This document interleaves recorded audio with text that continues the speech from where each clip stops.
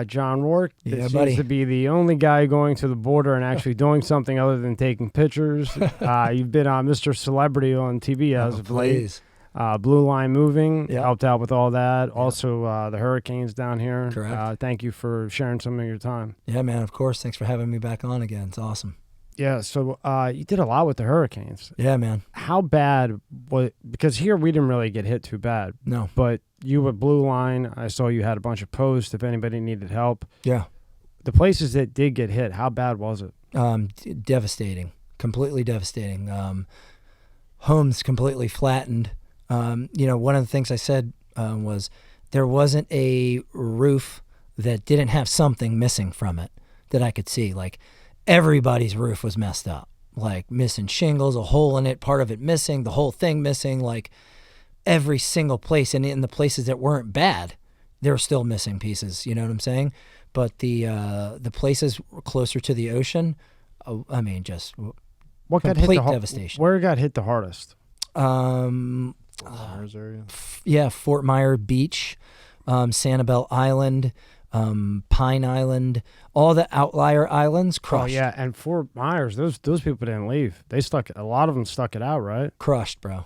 But did a lot of death, or they? Yeah. I don't know what the actual count wound up being, but a lot of people did leave, though. I mean, it wasn't like, I don't think it was like a Hurricane Andrew situation at all as far as like death is concerned. But yeah, there were a lot of death only because the people in some of the outlier areas didn't expect it to get as flooded as it did. And they got completely flooded out because as it made its way across the state, okay, it started flooding the rivers up the state, right? And I think it's the St. Johns River, and all of those are flowing down and started to flood out the areas, combined with the water being pushed in from the hurricane and the water coming downstream, just flooded places out that were like inland, miles inland, completely flooded out. So if they didn't get crushed by Arcadia, the actual crushed. hurricane, they just got buried with flooding. Yeah, they got some hurricane damage, but the flooding, like Arcadia is a place, for example, that's inland that was completely wiped out. Like the roads, you had to drive around Arcadia to get through, but the roads were completely washed out.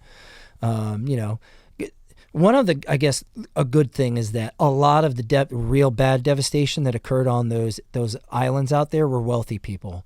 Most of the people weren't living in those homes there. And the people that own those homes, for a lot of people, maybe were their second homes. But those were people that could definitely afford to take a hit like that. And, it wasn't like it just roared through Like a single mom and family pop home area, neighborhoods. yeah. Although it did do that. Right. Like, but don't get it twisted. I'm just saying, like, where the really, really bad parts were on those islands, obviously was, wealthier people. Not that it makes, if you lost someone, it's terrible. You were injured, it's terrible, obviously. I'm just saying Right. from a financial standpoint. Right. Point being is better than Didn't hit a hitting poor like area, right on the where money. You where- got the shittiest roofs ever. Yeah, like and- Hurricane Andrew down, hit down in Florida City area and down in there where not a lot of money. There obviously was, but not a lot, and it was just people got crushed. Well, did you see? Pull up tab 3. Did you see Indonesia got hit today with a 5.6 category earthquake? No, Was it and I fucking usually know earthquake? about yeah, that earthquake. stuff too. Yeah, he'll pull it up. They got crushed, and that Wow, shows you what. 162. Where in Indonesia though? Exactly, Java Island, huh? Yeah, 162 people have died after a powerful 5.6 magnitude earthquake struck Indonesia on Monday afternoon. Thank God we don't deal with earthquakes here. My brother-in-law and my father-in-law are out that way, out by Vietnam and Thailand. I Rob, think play they're that in video Thailand up right top now. there. Go up. Right here? Yeah, play that, and then blow it up. I think the place fucking. Look at that. Does that have any sound? Just like the weird. Is that like real, or is that like showing what could happen? No, it's real. It's real for whatever reason. It's just being stupid. Like the whole place is shaking. Whoa! Look at that. Damn. It's like freezing, but And it's got like probably 'cause- funny little music too. Yeah, it's like funny music as your It's not place like a is coming video down. game or something. I thought like Super Mario Brothers. How high is a 5.6? that I know. I don't know. I mean, it's like a medium. Yeah. Like a 7 or higher really is like a banger. Like if, 6 is like a whoa. 7 is like, San Francisco back in the day. They're in the World Series. Remember that? Yeah. Yeah. And that was like a 7 point something, and that was a huge one. When you Google the pictures, because it kind of shows what it looks like for like a poor community. Yeah. You know what I mean? I mean, just leveled. It's like Level. Haiti. Haiti. Like Haiti. Russia. Yeah. Oh, my God. And the Clintons, I mean, thank God for them. God bless the Clintons. They really went in there and just completely rejuvenated that island. You sound so compassionate. when Oh you say yeah, that. I mean, they rejuvenated They were. the island so well that they're leaving there in droves. That there's basically more Haitians living here now than in Haiti. Oh, you mean they're not living there? Oh no, they're not living there. I thought okay. They fixed it. It's fixed. Yeah, I, No, thought, they- I thought they built one of the mansions New there mansions there. that Bill got It was- $500K to talk for. I mean, they completely rejuvenated the island. I mean, Fucking unreal. they're never been better in that island.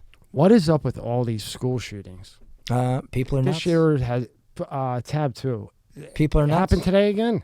Yeah, 4 where? dead to Idaho. The other- I've been working. I literally, Yeah. and I've usually watching the news. Yeah, Four four- Idaho. Oh, the 4 Idaho college students. Yeah. Yeah. That I've heard about that. That wasn't like a school shooting. I think that weren't those people. Those people are stabbed. Maybe they were stabbed. Yeah. Yeah, and the kids were like sleeping, and the they didn't even hear them. And Read that, Rob. 4 4 university. University of Idaho students were killed in an isolated target attacked with an edged weapon like a knife. But they were saying like it was weird because somebody gets stabbed, of course they're gonna yell. I mean, you're getting stabbed. Like, Yeah. How the fuck didn't somebody the other 3 get up and? Well, have you ever School, been to a university. college town before? True. So have you ever been blackout drunk, like KO'd, X's on your eyes, Yeah. like you Yeah. literally The no answer's one is yes. waking you up? The answer is yes. Maybe then that's what it was. It's like That's what I would think. right. When I see university, I put that in the school category. Yeah, But there was the shooting at that the nightclub. that club in Club Colorado Q. Springs. Yeah. Yeah. And then I think last week there was a school. It's every week it's something. Yeah, I mean, and Mental and health. unfortunately, people believe it's the gun wakes up in the morning, gets out of bed, and straps on its shoes and its belt, and then heads off to work where the gun's job is killing people. That's what people actually like think, that the gun can do that. They don't understand that if I put a gun on a table and no one ever touches it, it will just have dust will eventually just completely cover this thing. It will never move. Nothing will ever happen to that. You mean it can't walk? Ever. Right. I promise you, Hey, if Goop, no one messes with it, it will be there well, forever. see how many school shootings this year versus 2018. How much do you think? How many? School shootings this year? All right, so this is a fabricated number, okay? And I know I'm going to be, oh my we're God, just they're having talking fun, bad about school shootings. no. So suicides are counted as school shootings. Any bullet that winds up on campus coming from off campus, like if you're in a bad neighborhood and where there are shootings out off the campus close by and bullets wind up getting on the campus, that's also a school shooting. That's A stupid. teacher goes to school and kills himself in the janitor's closet, that is a school shooting. So you got to understand, like there's an accidental discharge, which there was at my children's school. I'm not going to name the school because there's crazy people. But at my kid's school, the police officer's like practicing his SWAT moves or some shit and accidentally forgot to clear his weapon and fired a bullet through his office and then through a classroom, and it wound up getting lodged in a bookcase. Whoa. So that was cool. So that was fun, a little notice to get, so that's a school shooting though. Now, what you just said, like this is a school shooting, that's a school shooting. 3 years ago, was all this considered a school shooting? Yeah. Oh yeah. Oh, This has always been a school shooting. I So- thought maybe that all these things are now school shootings to go against the agenda Well, it to says take away a the kid brings a gun to school take away rights. in his backpack and accidentally fires a bullet off in his locker room.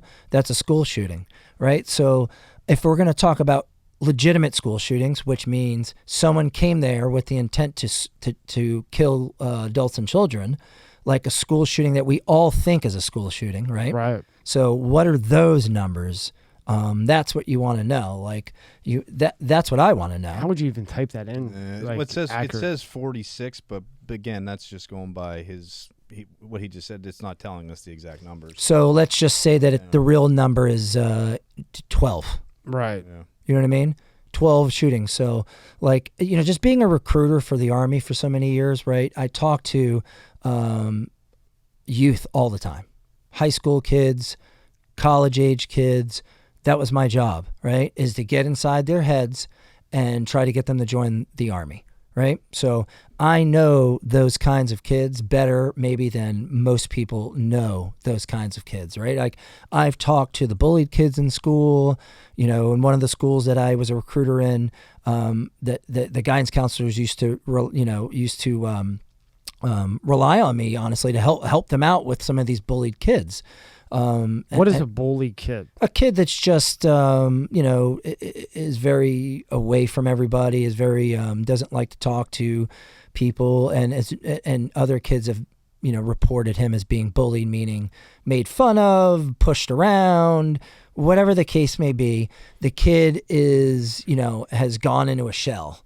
And because of bullying, right? So I would talk to these. So instead of putting him in boxing, put him in karate, let's go have him sit with a counselor and talk about his day. Right. So think about this, though. It's like, if bullied kids have great parents, too, right? You know what I mean? Like you can be a great parent to your child, and those great parents have kids that are being bullied, right? Like, so, but for the most part, from my experience, it was parents that were never really involved in the kid's life. So, like, get him in karate, get him in baseball. Like, he's 16. He's not getting in karate. He's got to pay for that. Right. You know what I mean? Like, they're not teaching UFC classes in school. Like, it's a baseball, basketball, football. Like, if you don't have real guidance and leadership in your life when you're growing up, you're probably not going to be an athlete anyway, right? Because you have nobody steering you down, throwing that ball with you when you're a kid, shooting that basketball with you. So you're going to be a loner, more likely. Video games, computer stuff, like being inside all day, not going outside and breathing real oxygen and running around and, being creative. But why do they call it bullying? They never called it bullying before. Why is it all fucking this bullying? Well, because everything has to be, everything has to be propped up these days, because nothing can just be real, because if there's bullying, well, then you can create anti-bullying. Right. Create a budget. Yeah. Another job. And, and it is, kids do get bullied, right? So like when I was in elementary school and middle school, I wasn't this outgoing on the news, like, doing soldier stuff. Like I got bullied too, right? Like whatever you want, but I got in fights because of it. Correct. Like that, like I got bullied, and then until I didn't get bullied anymore. Until people realize, well, if I talk shit to this kid or make fun of him for whatever reason, because my parents didn't have a lot of money when I grew up, so I wasn't wearing Polo and Tommy Hilfiger and this stuff. I was wearing clothes from JCPenney's. But look at what that did. It made you persistent. It made you strong. No doubt about it. Strong drive. I'm not knocking that. I'm just saying you would get picked on, especially if you go to a school that I went to where every kid that I knew of was driving a brand new Mustang or a brand new Mercedes or a brand new Jeep Wrangler, and I'm driving a 1978 Volkswagen Rabbit, where I mowed lawns and saved up money and then got a job as a busboy and bought like a $600 CD player, which was worth more than the car. You know what I'm saying? And I thought I was riding out, and I'm parking next to. This episode is brought to you by Let's Get Checked. Are you the man your father was? Recent studies have shown that men's testosterone levels have dropped substantially since the 1980s, at about an average of 1% per year. Think about how old your father was when he was born. For example, if he was 30, your testosterone levels could be 30% lower than his. Low testosterone levels can have all types of health effects on men. It can affect your mood, sex drive, memory, muscle mass loss, you name it. And yes, low testosterone is more common the older you get, but it can affect men at any age. So let's talk about today's sponsor, Let's Get Checked. You can order a testing kit that will be delivered to you in a discreet packaging with next-day delivery. Once your sample arrives in the laboratory, confidential results will be available from your secure online account within 2 to 5 days. So, if you want to test your hormone levels without having to leave your home, visit trylgc.com/MSCS Media and get 25% off your test using the code MSCS Media. The link is in the description at the top. This podcast is brought to you by Monster Energy. Tear into a can of the meanest energy drink on the planet, Monster Energy. It's the ideal combo of the right ingredients in the right proportion to deliver a big bad buzz that only Monster can. Monster packs a powerful punch, has a smooth, easy drinking flavor. Athletes, musicians, co-eds, road warriors, metalheads, geeks, hipsters, and bikers dig it. You will too. Monster Energy is more than just the green OG. Monster has Monster Ultra, Juice Monster, Monster Hydro, Rehab Monster, Dragon Tea, Monster Max, Muscle Monster, and many more. Buy on Amazon, buy on Walmart, or go to monsterenergy.com and believe me, you'll find a place. Unleash the beast. Monster Energy. F-250 jacked up diesel, and I'm like, me, my windshield wiper fluid squirt to the side. I had a bright blue Acura Integra with a broken window, no air conditioning in the summer, but I had a AC, a stereo, bro. Hell I had yeah. a stereo. Of course you do. Nobody wanted to get my car. Was it a Pioneer? Yeah, I could pull it out, Pioneer, and then I got a DVD one. Yeah. Nobody wanted to. So when we would go to parties, I'd have one friend with me. Everybody would go in the cool cars. Yeah. But the problem I have with all this bullying and everything else, it doesn't teach you how to be a man. No, like, I I get had it. to deal with that. Nobody got in the car. Yep. You feel like a loner. But then one day you say, you know what? F them. I'm going to work my ass off, and I'm going to have 10 better cars than them, and so on and so forth. Did you have a dad in your life that used to whip that ass? I had a grandpa in my life that used Or to someone? whoop that ass. Right? So And there a you go. 5'4" grandmother that could probably kick his 6'7" ass if she really wanted Correct. to. That makes a difference. Yeah, Yep. and You know I what I got mean? my ass kicked plenty of times. That makes a difference does. in being bullied and having that person to go home to talk to about it, or to throw a ball with in the backyard and just get away from it, or whatever, and not having it, and then going home into a dysfunctional house, and you're a loser in school, and now you're a loser at home. Right. And the It's a difference, cycle that, right. And the difference was, and I think you'll relate to it as well, and Rob, maybe I got the belt plenty of times, or the Sure. gravy spoon. Yep. But right after it was done, it was like it never happened. Yeah. All right, you learned your lesson. But Let's go to McDonald's. Let's go do this. You learned. And it was such a learning lesson that you think twice the next time. That always goes back to, we always talk about it. I said, in life, you have a mom, you hope, right? I know there's people pass away, there's things that happen, but a mom and a dad. A mom has a different role than a father. Yeah. And you need a father figure, a man. Yeah. A man. I'm not your buddy. Whatever it is, to guide you, to give you tough love, to do all that type of stuff. And there's too much anymore where either dads are gone, they're in jail, they might have died, unfortunately, God forbid. But people think that a household could be raised by a woman. No offense to women. I think they do a great job, and they are there for that, but you need that father figure, and that's what's missing. And I think that's why there's so many problems with the youth, because they don't have that.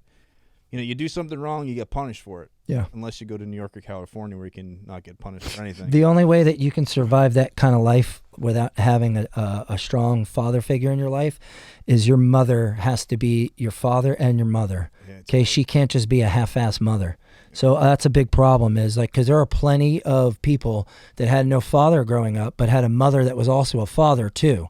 Very involved in their life, made them do their homework, made them read their books, stayed on them, cooked for them, cleaned for them, took them to practice, threw the ball with them. You know what I'm saying? Did all of that And stuff worked for the them. job. And worked a job, and did both jobs, and those people turned out to be success stories. Yep. Right? So it doesn't necessarily mean you have to have a father figure, but you damn sure, if you don't have one, have to have a mother that is also your father too, And right? how So rare is that, right? it's very rare, but it is out there. But for the most part, it's these kids that just don't have a father figure in their life, a male role model that will tell them no, and will tell them when they fucked up, and will just shoot it to them straight. And you know what I'm saying? If you call your mom a bitch for some reason, or a teacher a bitch, and your dad pops you in the face, and you say, "What'd you do that for?" And you say, that's what bitches do. You know what I'm saying? Like you want to call your mom a bitch? I'm gonna treat you like a bitch. Yeah. Yeah. You know what I mean? Like, I learned that lesson real quick. yeah, man. So, and I think a lot of guys have. You know what I mean? Like, and I surely did. You know what I mean? I mean, now it's child abuse.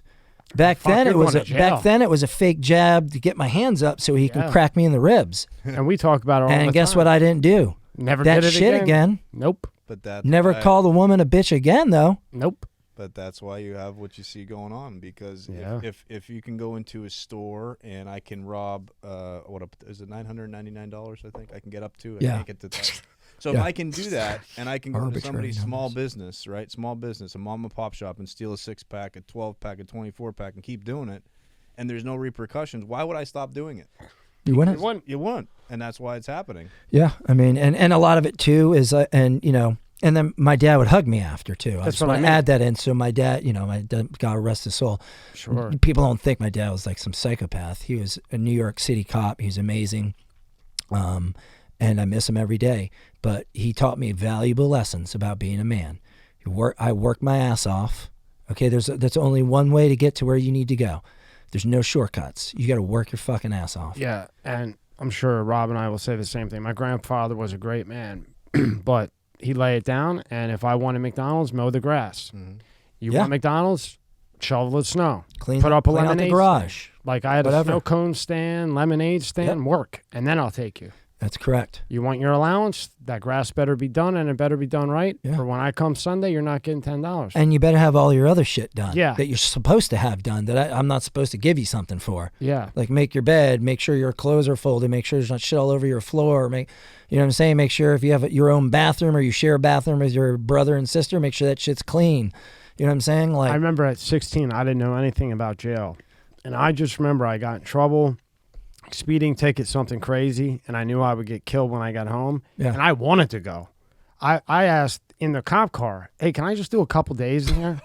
Because Let my the shit grandfather blow was still over? alive. Yeah. And I just knew. I knew when I got back, you're going to fuck up your career as boxing and football. What are you doing, you idiot? You know? Yeah. I'd rather go in there. yeah. We And talk, now it's we just- talk about a question, and John maybe can help answer this too, and Tommy. You talk about working hard, right? That's how we were all raised: work hard to get what you want. And you see now where it's kind of the total opposite with the younger generation, at least. And you go to the stores now, right? Just at Walmart the other day, it's all self checkouts. Like Yeah. I think there's like 2 literally workers that Yeah. actually ring your stuff, so it's all self checkout. Mm-hmm. What happens now? Let's just pretend all these companies do go to self-checkout. Everything. McDonald's, everything.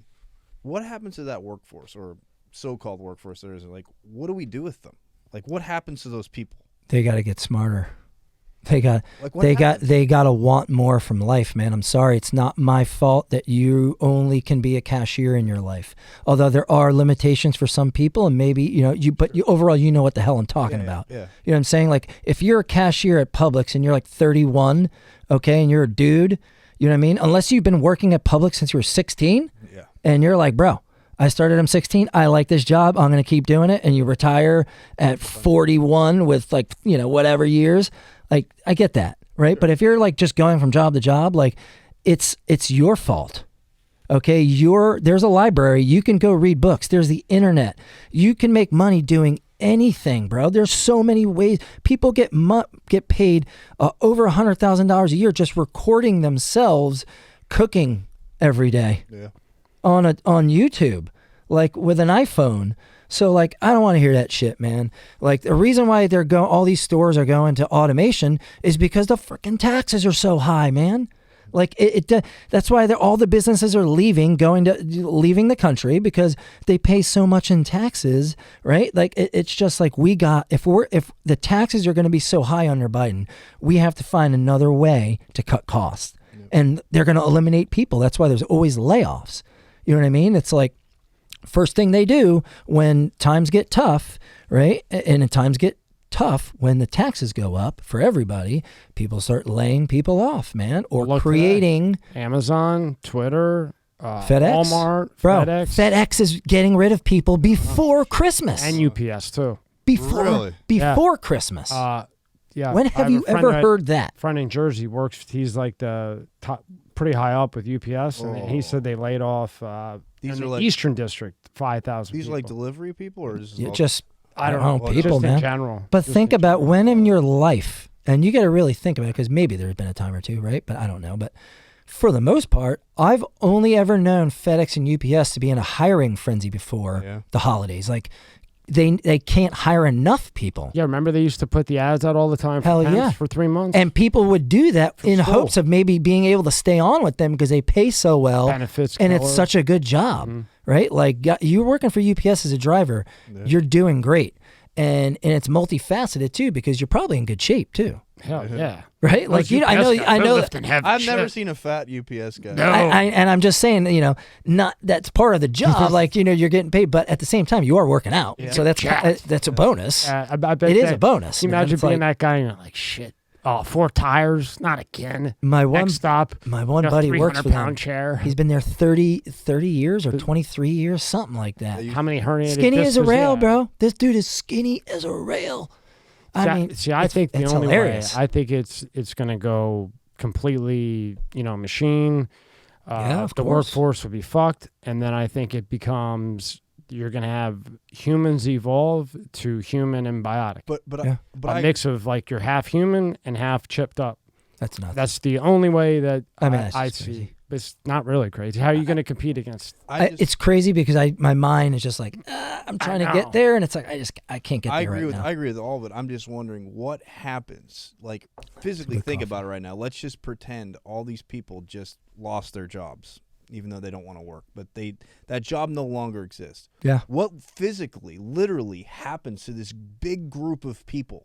He's talking about Mama's tit. Like they go to mama. Mama's tit is the government. But they want to suck on that titty. Well, that's what they want. That's That's what the government wants. Well, then you have to lean on the government for everything. So then it becomes that they just get paid money. Yeah. Bro, imagine the government gives you housing, so your kids go to public school, so the government gives you education, the government gives you a place to live, you have an EBT card, the government gives you food, the only thing the government fucking doesn't do for you is breathe for you. Yeah. And I guess if you get sick enough and you can't breathe on your own, the government will do that for you. Well, so like that's what China. they want, bro. We'll turn it into China. Hey, U.S., hey, Biden, hey, whoever. Oh, you want to run for president? Here's $100 million interest-free. You borrow, we don't want anything. You need another $50 million, let me know. 2 years later, remember that $150 million I gave you? Yeah. Interest-free? Well, I kind of need a favor now. Sure. I don't want any money back. I just kind of need a favor now, if you could, because I did get you in office. Remember that? Remember the that whole thing? The $150 million you needed? And I think that's how it will kind of become where, hey, remember, I made sure you had that house. Remember I made sure you got that car? Well, now I need this or I need that. Yeah, that type of shit. And then eventually I think it will go half man. You basically just said politics like in a nutshell, man. Pretty much. That's pretty much what it is. It's like, man, I'm a big Jets fan.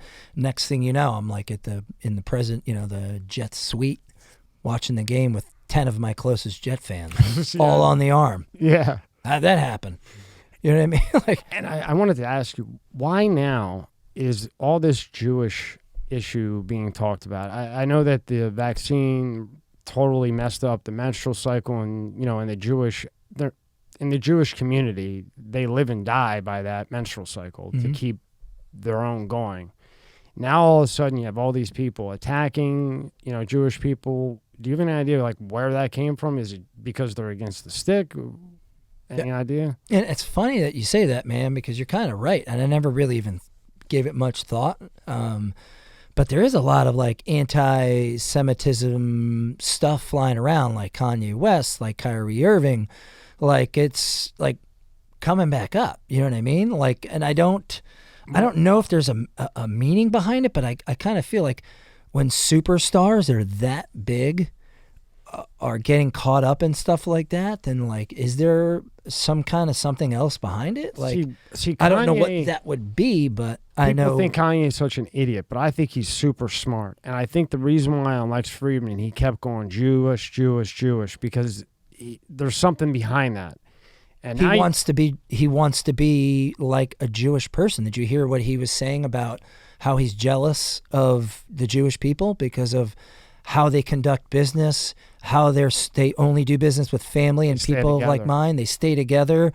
They invest in their family members. It's all about the family and about all of that, man. And like he was on talking to Charlemagne the God about saying how jealous of all of that he is. Like, and then did you see that Kim came out with a clothing line and he got 10% or 1% and the other 90% went to who?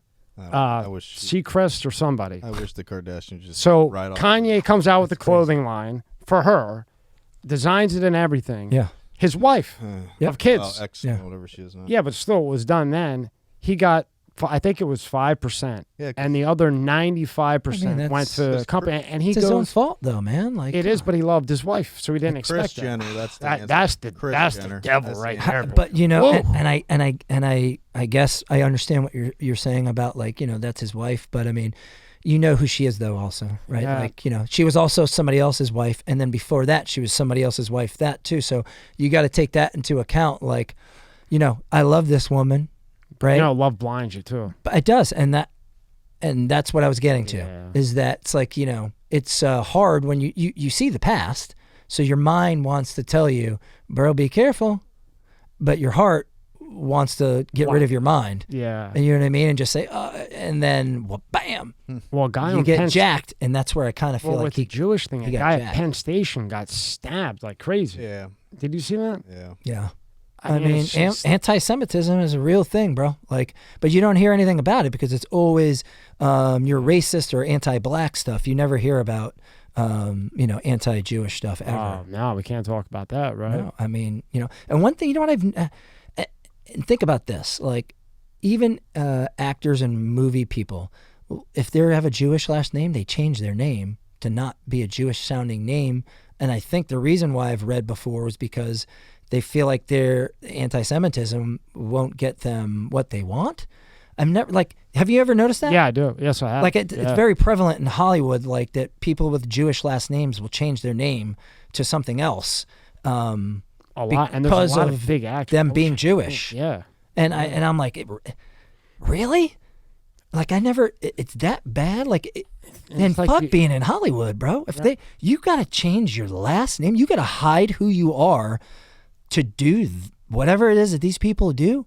Fuck that, bro. I'll go pick up garbage, bro. I just never. I'll just do that with my name on the back of my shirt, Rourke, All-American. Because you're basically saying, well, Fuck that. I don't need that kind of money, bro. F all my ancestors that got I can't do us that got slaughtered, right? I can't And do now we're here now, Nope. and now I'm going to change my name that. Oh, no. and just basically take a knife and turn it into all the people that died. I'm so that screaming I my could- name on a mountaintop, bro. Yeah. Yeah, I just never But understood. I don't care, man. I never understood the hate. I mean, it's. I don't The care. percentage of Jewish people, I think, is like 2% or something in the United States of America, and their ancestors were slaughtered and all this type of stuff. I know it comes down a lot to Never. They say the money. That's why people despise Jewish people. But No, they're smart. yeah, I mean, That's what Kanye West was saying. Like he's jealous of the way they structure their contracts. He's jealous of the way that they can put business deals together. He's jealous of all of these things because they do it so precise and so to their advantage, and it's because they're smart. well, in my That's why he kept saying that. And that is what it is. Is like he, or at least this is how I felt like he explained I it. think you're 100% right. And it's just he just is like, why can't I get to that? Right? Like I need to be where they're at. And he feels, even though he's a billionaire, like far surpassing the way that he did it was right. yeah. Like, let's just be real. Like, Yeah. it's not right for everybody, right? Like the Jewish culture, I guess, in his eyes, has figured out a way that's foolproof. Like, if you do it this way and you keep it the way that we've been doing it forever, you will be successful. Like your parents were successful, like their parents were, right? So like, but he's found obviously a very good way as well. So it's just the way that he got to it. Like if he was able to rap, he was able to sing, he was able to do those things. That's, and write music and do that. That's obviously much harder than like knowing your numbers or like being a lawyer or a doctor or a surgeon or a business owner. Like you'll find more people can do that. But then can do what once you Kanye West did. accomplish the amount of money and things that he did, then the accomplishment and the money is no fun anymore. I don't think when you don't have your family around you, and then you're looking at a bigger picture. You want your kids involved, like he always talks about his kids. The whole reason you're on this planet. The whole reason you're on this planet is just to reproduce. I Reality, mean, right? What do animals do?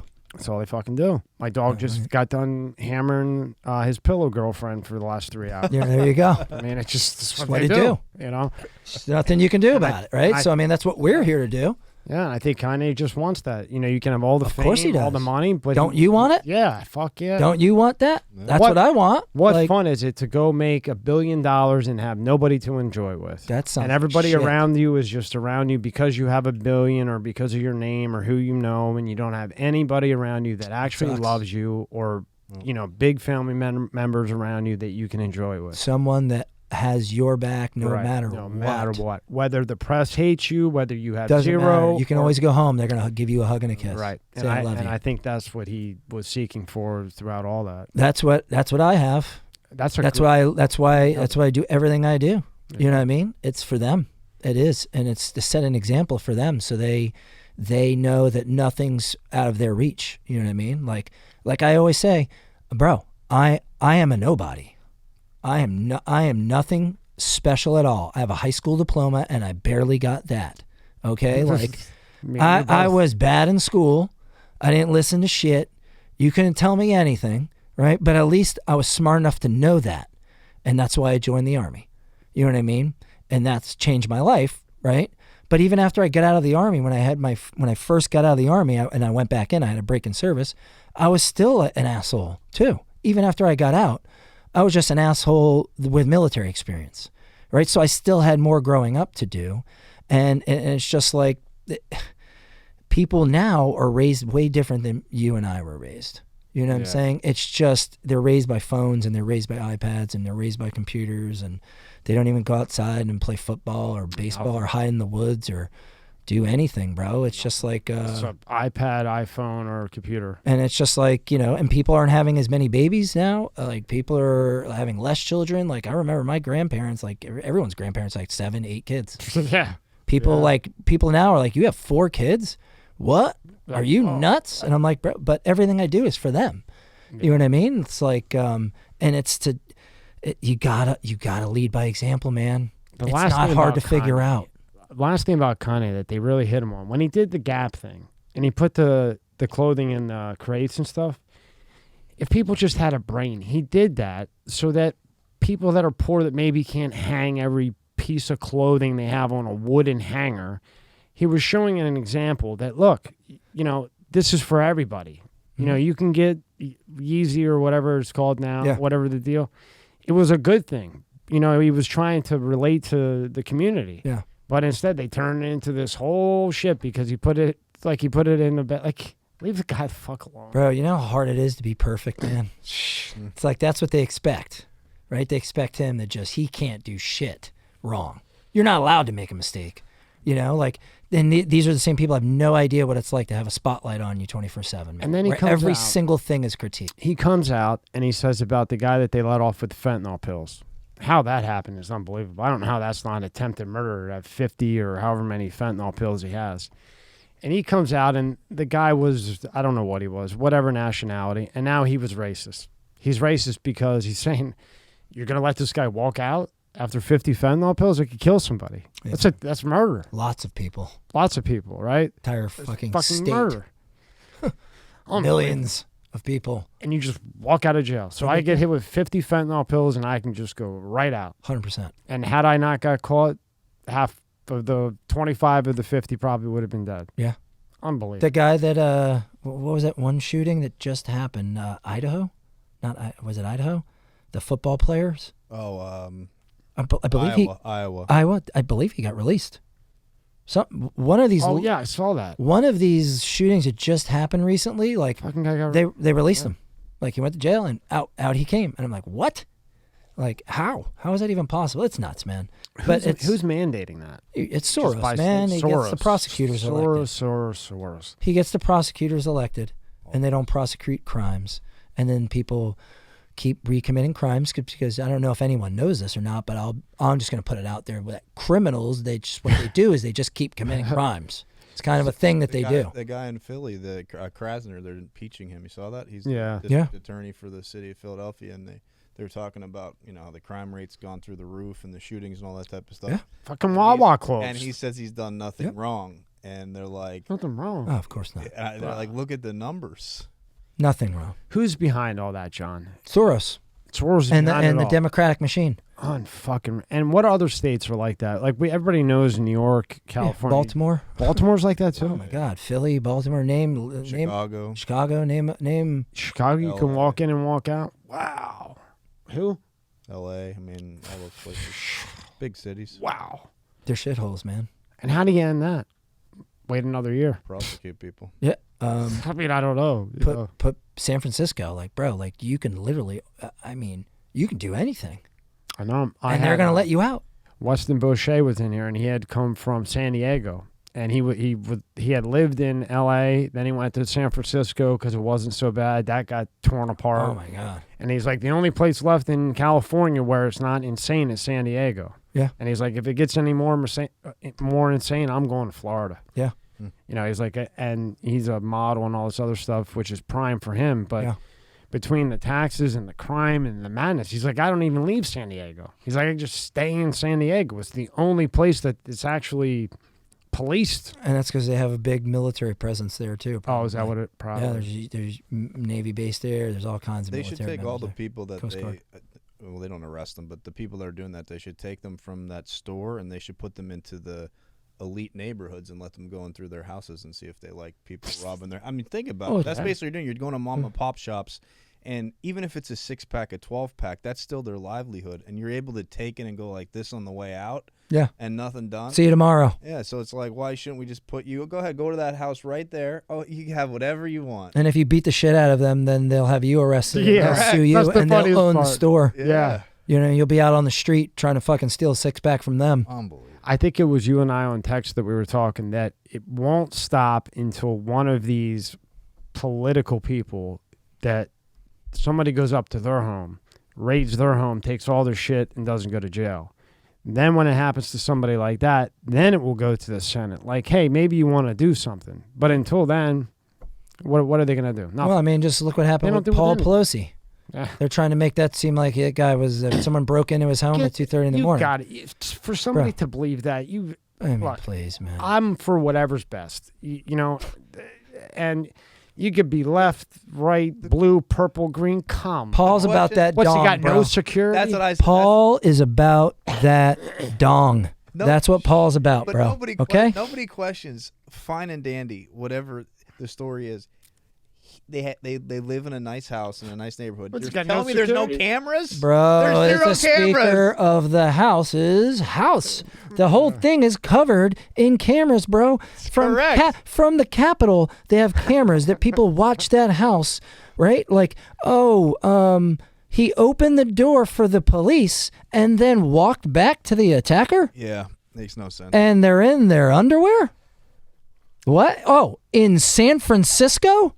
And didn't he just get a DUI and smash his car? And there was somebody in the car with him, which has been left out of everything. And then they dropped it, and then people made it stink, and then they picked it up again, but it's dropped. Yeah. They're not. 2:30 in the morning, it sounds more like a lover's quarrel to me. And do you have a hammer in your kitchen and like a junk drawer? No. I do. I have one in my kitchen. A lot of people do. My wife's always putting pictures up or doing this or that. I have like a small hammer that I have in a junk drawer with a screwdriver and some other bullshit, right? Like a lot of people do. Maybe you don't, but maybe you do. You don't even realize. Tommy there probably is. If I knew how to use a hammer, I would, but I don't know how to build anything, Bro, so there's no they're reason in the kitchen arguing. Yeah. They're both hammered and they're arguing over something. You know what I'm saying? And like it gets out of control and something happens. That's what it sounds like to me, bro. Like, but then hearing like he opened the door and then went back to the guy, and then the guy hit him with the hammer, like when the police showed up, like, and he changed the story 3 times. They're in their underwear, even if you don't, what? Even if you don't believe that story, even if you don't believe there was a guy, there was a game, even if you don't believe that, you still have to look at the fact that where is the cameras? Where are the? Yeah, has to be. Bro, everybody has a ring fucking doorbell now. Yes, you're telling me that someone's able to break into the speaker of the house's house? There's no way. At 2:30 in the morning. Yeah. And oh, by the way, did you see where the glass was located from the door that was smashed? The glass was on the outside. So, if you break in and you're hitting the glass is going inwards. Right? You don't hit it and then it goes backwards. You know what I'm saying? If you look at the video from over top, there's glass all the way down the steps. That's because someone broke the glass from the inside. Like, I don't know. I'm not an investigator. My dad was a cop and my sister's a cop. You know what I'm saying? But that's crazy. That's not crazy to think that though, right? Like, don't ban me on social media. Don't try to zip my mouth because I'm saying something that a lot of people think might be the case, right? Like to me, is it crazy to say that? You're just asking a question. Nancy's not home. He's in San Francisco, which is where is the gay capital of the world, right? And I'm not saying like there's nothing wrong with being gay. I don't care if you're gay. I don't care. It doesn't matter to me. It's just the media that makes this about, oh, he might be gay and it's gay. But San Francisco is widely known as is the gay capital of the world, right? I was there, believe me. This guy is gay, right? And was also a pedophile. Okay, so there's that. It just doesn't it just sound like some of the stories you've heard before? Yeah, like elites with pedophiles. They're married, but they are gay. Like, or does it seem more like that dude? Did you see that guy? No. Do you think that guy is capable of breaking into the speaker, the third in charge of the United States of America? Okay, the president, the vice president go down. Nancy Pelosi is the president of the United States. You're telling me that guy, who is illegally here from Canada on an overstayed visa, okay, that guy who worked at like a supermarket or did like something like barely has a brain in his head that can process a thought. He broke into the Speaker of the House. That guy did that. Yeah, I forgot how close. And then immediately got into his underwear as soon as he got in the house. As if the Secret to make Service it weird. isn't monitoring everything and so on and so forth. Come on, man. Come on. And the border is secure. Don't forget That's the funniest thing.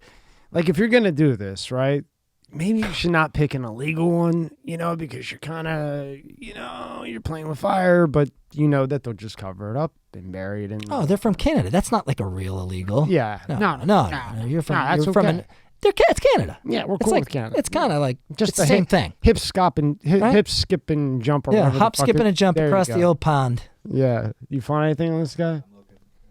I'm dying to see I forget what he looks like. The Paul Pelosi dude? Yeah. Oh, my God. I know he looks like a goofball. I think I found it. Hold on. Yeah, he's like a little blonde, ponytail, I think. Look, he was staying in like a old school. There he is. Is that him? Yeah. Old double chin Donnie. That guy right there. There he is. That's the guy. He put together the master plan and was able to actually pull it off and get into the Speaker of the House's home. That's the guy that did it. Right there. Look at him. He's a regular old freaking Chinese spy, isn't he? What do you think? A regular old CIA agent there. Behind closed doors, what do you think Pelosi's saying to him? You idiot, you got a DUI and crashed, and now you banged your boyfriend in the house and got caught. Just resign? Yeah. Okay. Yeah. So, what do you think? There you go. Yeah. She had to. All of a sudden, this is it for her. Oh, after a gazillion years. Just this, you know what? This was it. I'm done now. Yeah, right. She's the best stock market person though ever, man. She Oh, knows all. Oh, yeah. Are you kidding me, man? She's never made a bad trade. Isn't that crazy? Never made a bad. I've been bag holding a stock for like a year, bro. And I've been buying it down for a year. Is there any way we can see what she buys? Yes, but not till 3 weeks later. On that app. Just follow her, you'll be rich. Yeah, it's just 3 weeks delayed, which sucks. Didn't Martha Stewart go to jail for some stuff like that? Of course she did. But she wouldn't rat. She just did the time, and now she took it on the chin. Yeah, man. A real woman. All right. Yeah, she all right, did. Martha. But come on, bro. Like, I've been bag holding a stock for a year, buying this thing down, and I finally bought it down to $1.67. This thing went down to 5 cents. 5 cents. All right, I bought it at like $5.69, and I bought it down, and I just watched it drop and drop. And drop. And I'm reading on stock twits, like people are like bullish. Oh, it's going up. You know what I'm saying? I'm like, as I watch it go down and down and down, and like, and then you get to the point where you just can't sell. Bro, like, I can't sell this thing. I gotta wait. You gotta get good with Pelosi so we can get the inside. No tips. shit. I thought he got money from FTX, didn't he? Yeah. They all did. That's why they were in Ukraine. Yeah, he's running like hell now. Hey, that stock hit $1.67 today, and I still was like, well, now I've waited this whole time, and I should sell it and just get my money out, and I'm going to probably do that, right? But I'm like, damn, like I'm just like a typical degenerate right now. I'm like, I just need it. Can you just give me 10 cents? A little something for my troubles. I am exactly and watch like it's you. gonna freaking collapse. I'm just like you tomorrow morning, and it's why my entire life I've stayed away from stocks. I know, fucking big, because I'm like you. Because I'm like, no, I want at least what I spent back. It's gonna go up know. 10%. I know it will. And I'm I do just good gonna on bury it. some of them, but it's just this one. It's been a couple. Like I think if you ever have done, and I'm not some stock trader. I just Play around a little but bit. play around a little bit. But I'm like, I feel like I'm owed this thing to at least cash me out at 2, so I could feel good. Like, oh, I made $500-600. All right, that it's not worth the whole year I've been holding this thing, but at least I got something. But now it's like it hit $1.69, and I almost sold, and now I didn't, and it's like $1.62 after hours, and I'm like, damn, bro. They Now do I'm that. waking up like hoping that, and when I wake up, it's not like 127. I hope it's 128 for you. No. Now, maybe you could clear this up for me. Yeah. Because I cannot get a definitive answer. If a president is indicted, not under indictment, but indicted, can he or she run for president? Ooh. Yeah. It's so mixy. Yeah. I mean, you're innocent until proven guilty, as far as I knew in this country. So So I if you- mean, so if he's they under could- an investigation by a grand jury, but I think that they would need a conviction, or maybe if they arrest him and charge him with a felony, then I don't know. I'm not a lawyer, but they're going after what? it's Absconding or whatever, right? That's what they're looking to try to get with the special counsel or whatever. yeah. I mean, they're looking to get anything they fucking can get. Can you see They're what looking you can for. find about if a president is indicted, which I is think probably you can. half I think bullshit. I've heard you can run. I think you can run and be in jail technically. I'll look it up, but I think you can. In jail? I think you can be physically behind bars and run for president. I mean, Joe Biden Depending. never left his basement, and he got elected, so it's kind of the same shit. Man, what's the difference? That was his prison, Yeah, what's the difference? eating Technically. fucking mashed potatoes and chopped up peas Oh, and shit. There you go. What the fuck? It says Oh, from Insider, a very reliable liberal, freaking All liberal right, hellhole but it says- paper. It was a but good says, picture, though, Here's the how Donald Trump photo. can theoretically run for president. This is just through Google Picture. It's 9 a.m. Yes, this scenario is equally far-fetched. No. It's also possible lawmakers told Insider, particularly given former president. That's not it. Hold on. Where is it? If Oh, there you Trump go. landed in prison, nothing in the Constitution would block him from continuing the White House run, according to 9 legal experts. So you can. The Constitution requires only that presidential candidates are natural-born U.S. citizens who are at least 35 years old and have been U.S. residents for at least 14 years. And practically anyone, even fictional characters, can take the first step toward the White House by filing for that. But you do have to be able to obtain a top secret level SCI secret clearance. So if you can't get one of those, Oh, here you go. The socialist presidential candidate Eugene Debs was incarcerated in a federal prison in Atlanta in 1920 when he won about 3.5% of the national vote. President Warren Harding later pardoned Debs, but he was able to run. So, see, he was able to run. He got votes. Yeah, but he couldn't obviously hold the office because, Here, mail like bro, if you go and write my name in for president, you know what I'm saying? Yeah. And 70 other million people, I'm going to be the winner. Yeah. Well, Even look, though I'm doing 25 to life or whatever, you know? in 92, go ahead. Lyndon LaRoche also ran for president in 1992 from a prison cell after he was convicted of mail fraud in 1988. So Whether Trump could run for president. Well, I mean, if I ever get locked up for some crazy shit, well, I know what I'm doing. I'm running for president every chance I get. I'll have nothing but time in my hands to figure it out. that's then- interesting, though. Every year, John Rourke. So he's going to run. And then I heard Pence talking about running. Why don't you stab the knife in him a little bit more, Pence? I mean, that's a joke. Who else do you think pops up? Ted Cruz is always a guy that's going to run. You know what I'm saying? What about for them? For the Dems, Yeah, who runs for them? I mean, I think it's going to be jumping Joe Biden. I Who mean, else? that's I still think maybe Michelle. Kamala Harris, at the Secretary of Transportation, your boy Pete Buttigieg, You'll have Gavin Newsom. Gavin Newsom. That's another one. That he's They're going to push him. he's preparing for a run. I mean, no one good. The only Hillary Clinton. I Roll her out back there on a freaking wheelbarrow. Here you go, and dump her off on stage. I think they tested that one about a month and a half Of ago. course, Did they've you- been testing. Yeah, that's not hitting. I see Michelle popping up a little bit. Yeah, She's the but only one that would be She a put problem. on some weight though. Yeah, I saw a picture. Yeah, she looks a little heavier. She's like Oprah heavy. She's Oprah heavy. Yeah, she's going through that Oprah battle. Sometimes she's skinny, sometimes she's not. But if you're running for president, I would imagine she'd be in fighting shape. Well, they got a problem. Unless and not saying that fat people can't be president because, of course, oh my God, you're fat shaming her. Bro, she's fat. What do you want me to tell you? I think if she runs, that's what she is. You're running for president, man. You got to look the part, dude. You got to be in shape. And I remember Donald Trump. Bro, Donald Trump's almost 80 years old. This dude's hitting holes in one. Go fuck off. What percentage do you think that she runs? Michelle? Yeah. Because they got nobody. But they have nobody. She's not, bro. They love their life. Yeah. Bro, if Kamala Harris is the president, Obama's the president. Yeah. If Joe Biden's the president, Obama's the president. True. He's the president, bro. He's the one that's calling the shots, man. Yeah, I know. Joe is just He's just up a there. fucking puppet. He's just glowing, has his glowing eyes staring into space, reading whatever they put on the teleprompter like Ron Burgundy, bro. He don't even know what's going on, bro. He don't know these generals' names. He's forgetting those people.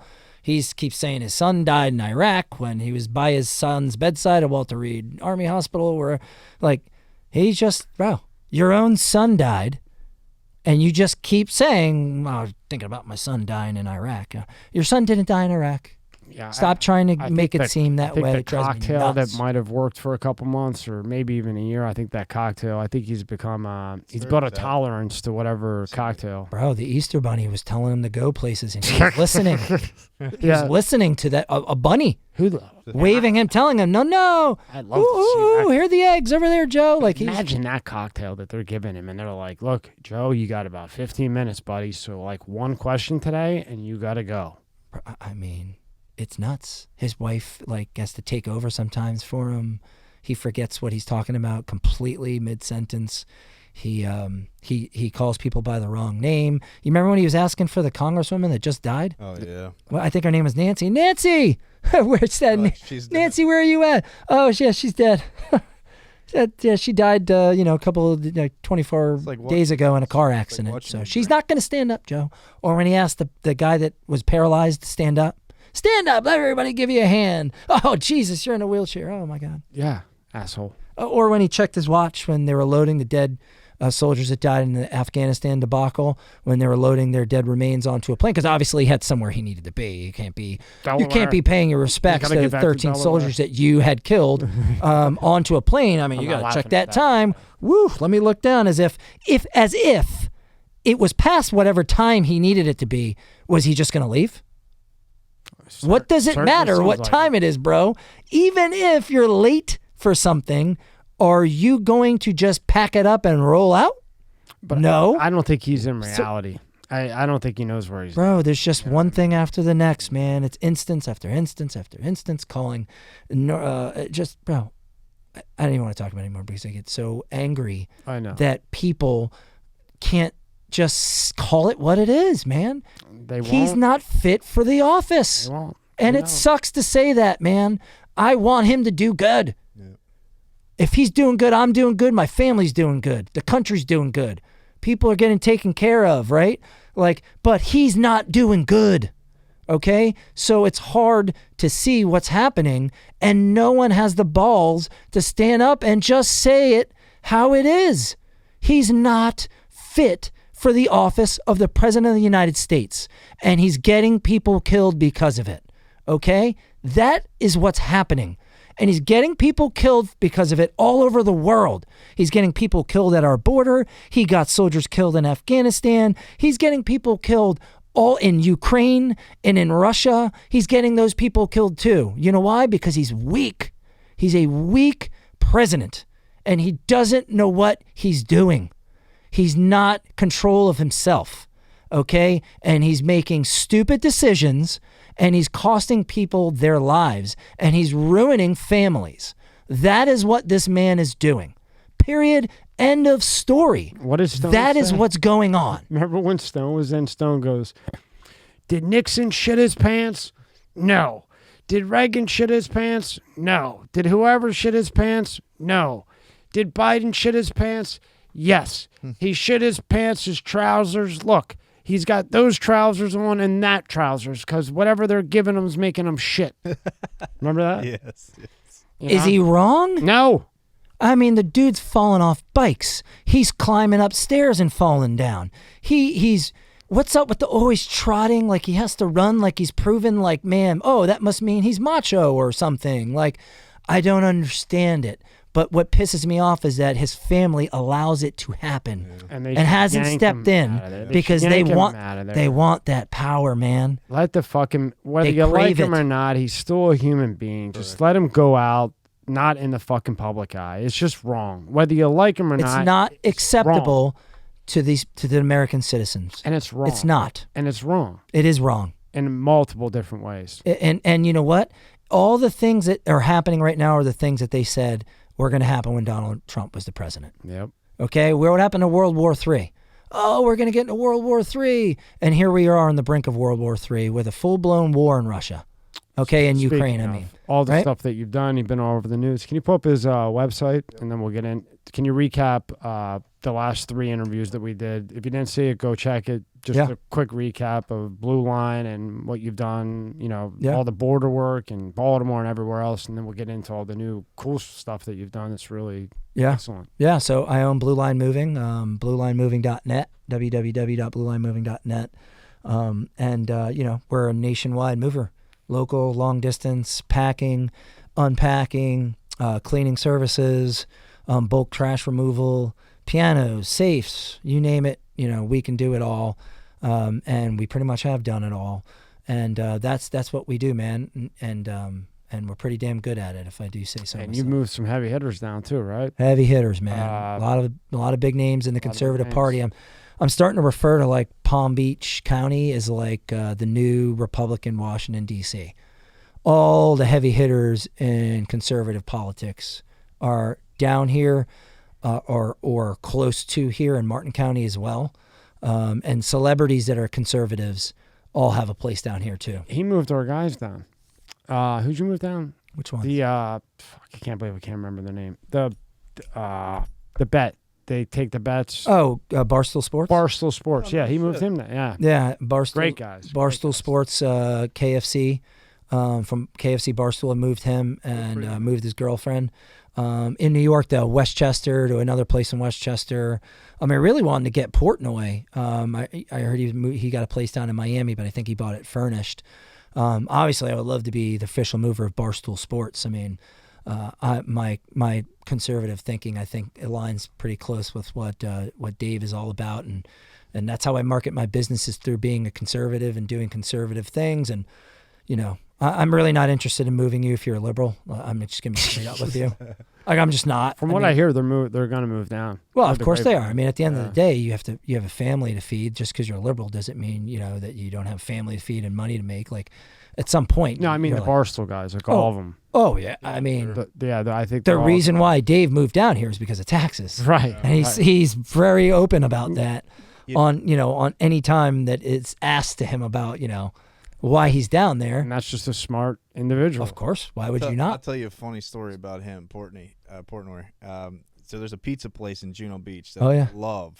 And it's like a hidden gem, Willie's Pizza. Old Italian or old Colombian guy, right?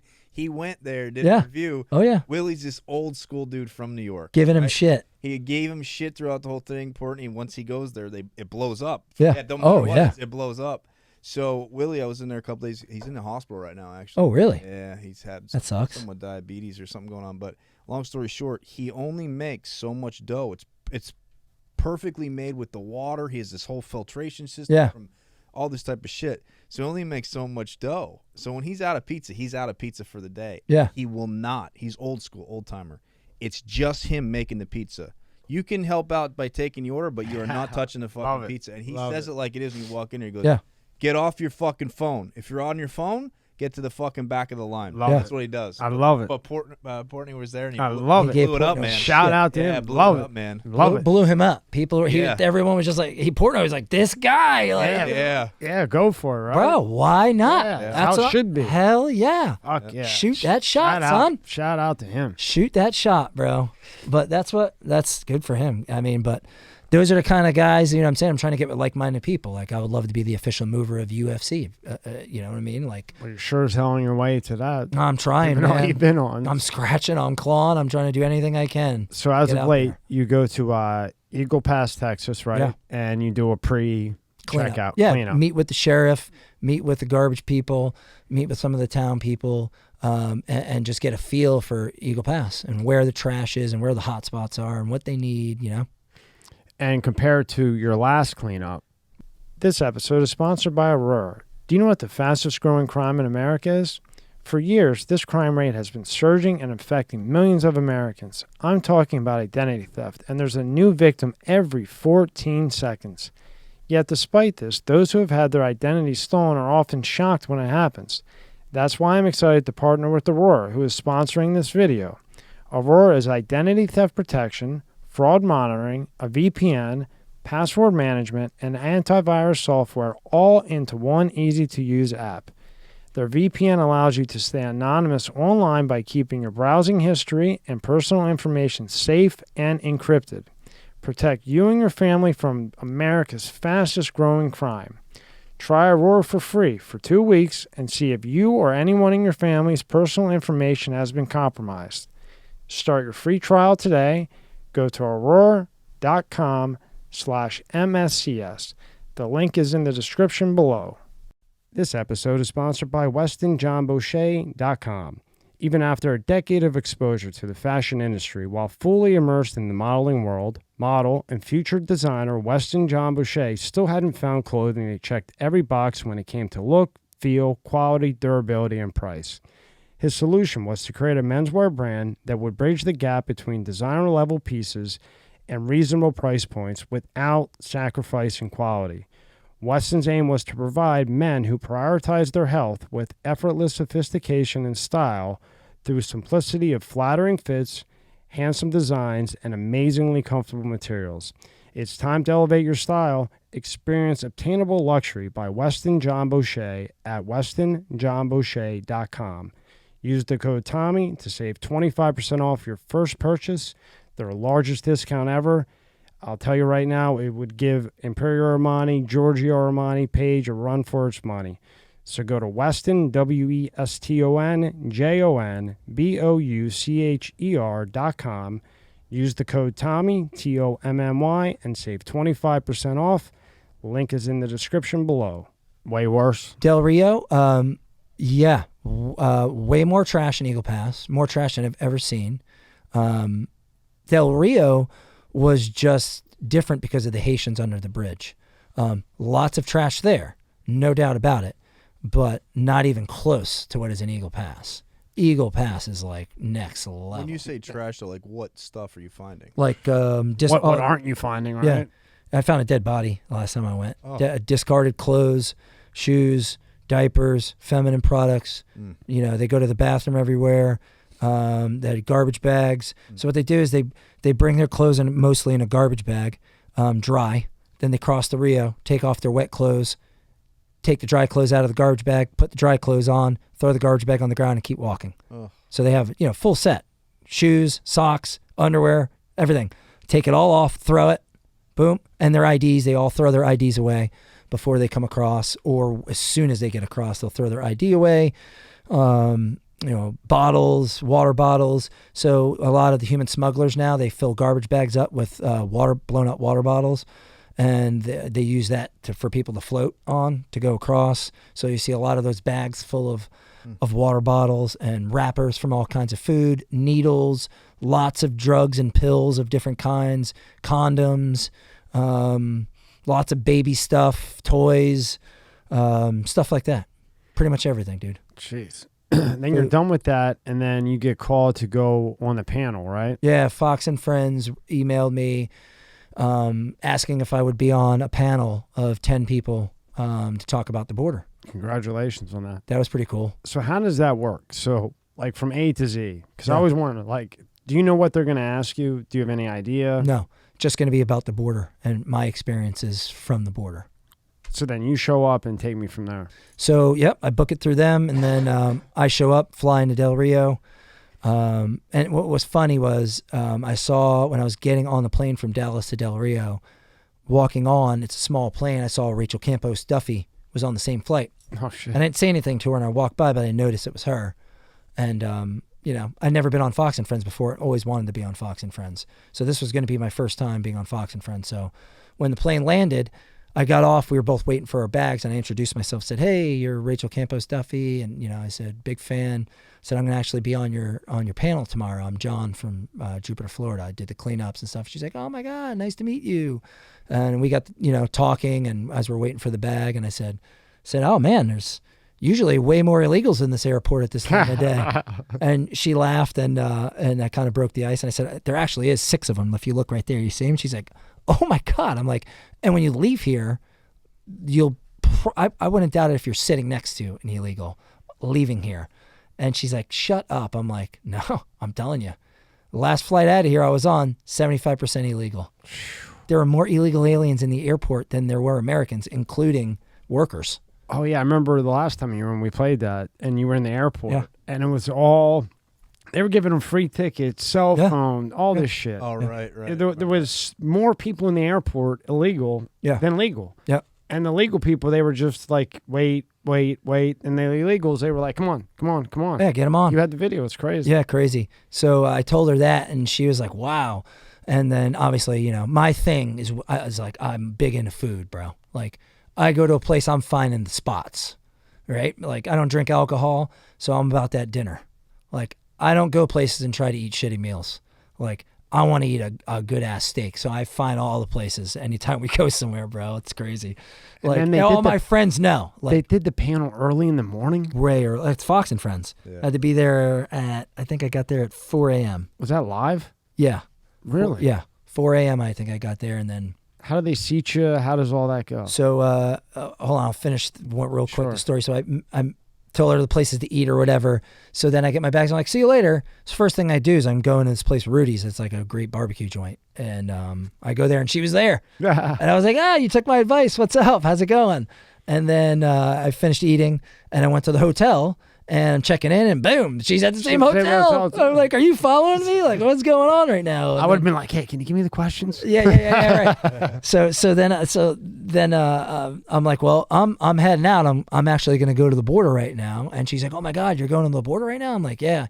She's like, I'm going to go out with Texas DPS. I'm like, well, good luck, like whatever. So next morning, I show up to the panel. It was in the Texas DPS hangar. So they had like a helicopter behind us, and they had raised like stools, and we were sitting in 5 and 5, and they had all the cameras and all the stuff behind you. You know what I'm saying? All lit up, and she's sitting there looking at all of us, and then like during the commercial breaks and stuff, we're talking about like our stories and stuff from the border, and then when we first got there, and then she got there, and we got set before the show started. We were introducing ourselves, and she was going through like, okay, you're John from Jupiter. You did the cleanups. You did this, you did that. We talked a little bit about it. She took down notes, and then she kind of went to everybody, took down notes about everybody and their names and stuff, and, found out about who they are and what they did. And then, you go live, and they kind of just, over the course of Fox and Friends, they kept going back to her in like, 3 to 7 minute increments. And then they would just keep doing hits back to her, and she would just go through the panel and say, B, you're a reporter from Del Rio. Tell us about your story. Here's the sheriff from Kinney County. Tell us about your story. What'd she ask you? She asked me about the cleanups and, the people that I seen coming across, and, why we think it's that way, stuff like that. Typical border, questions. But the cool thing was I was the only one that wasn't from the area. Oh, wow. So I had like an outsider looking in type feel, and I brought to the table like, no one outside of these communities know like what you guys are going through.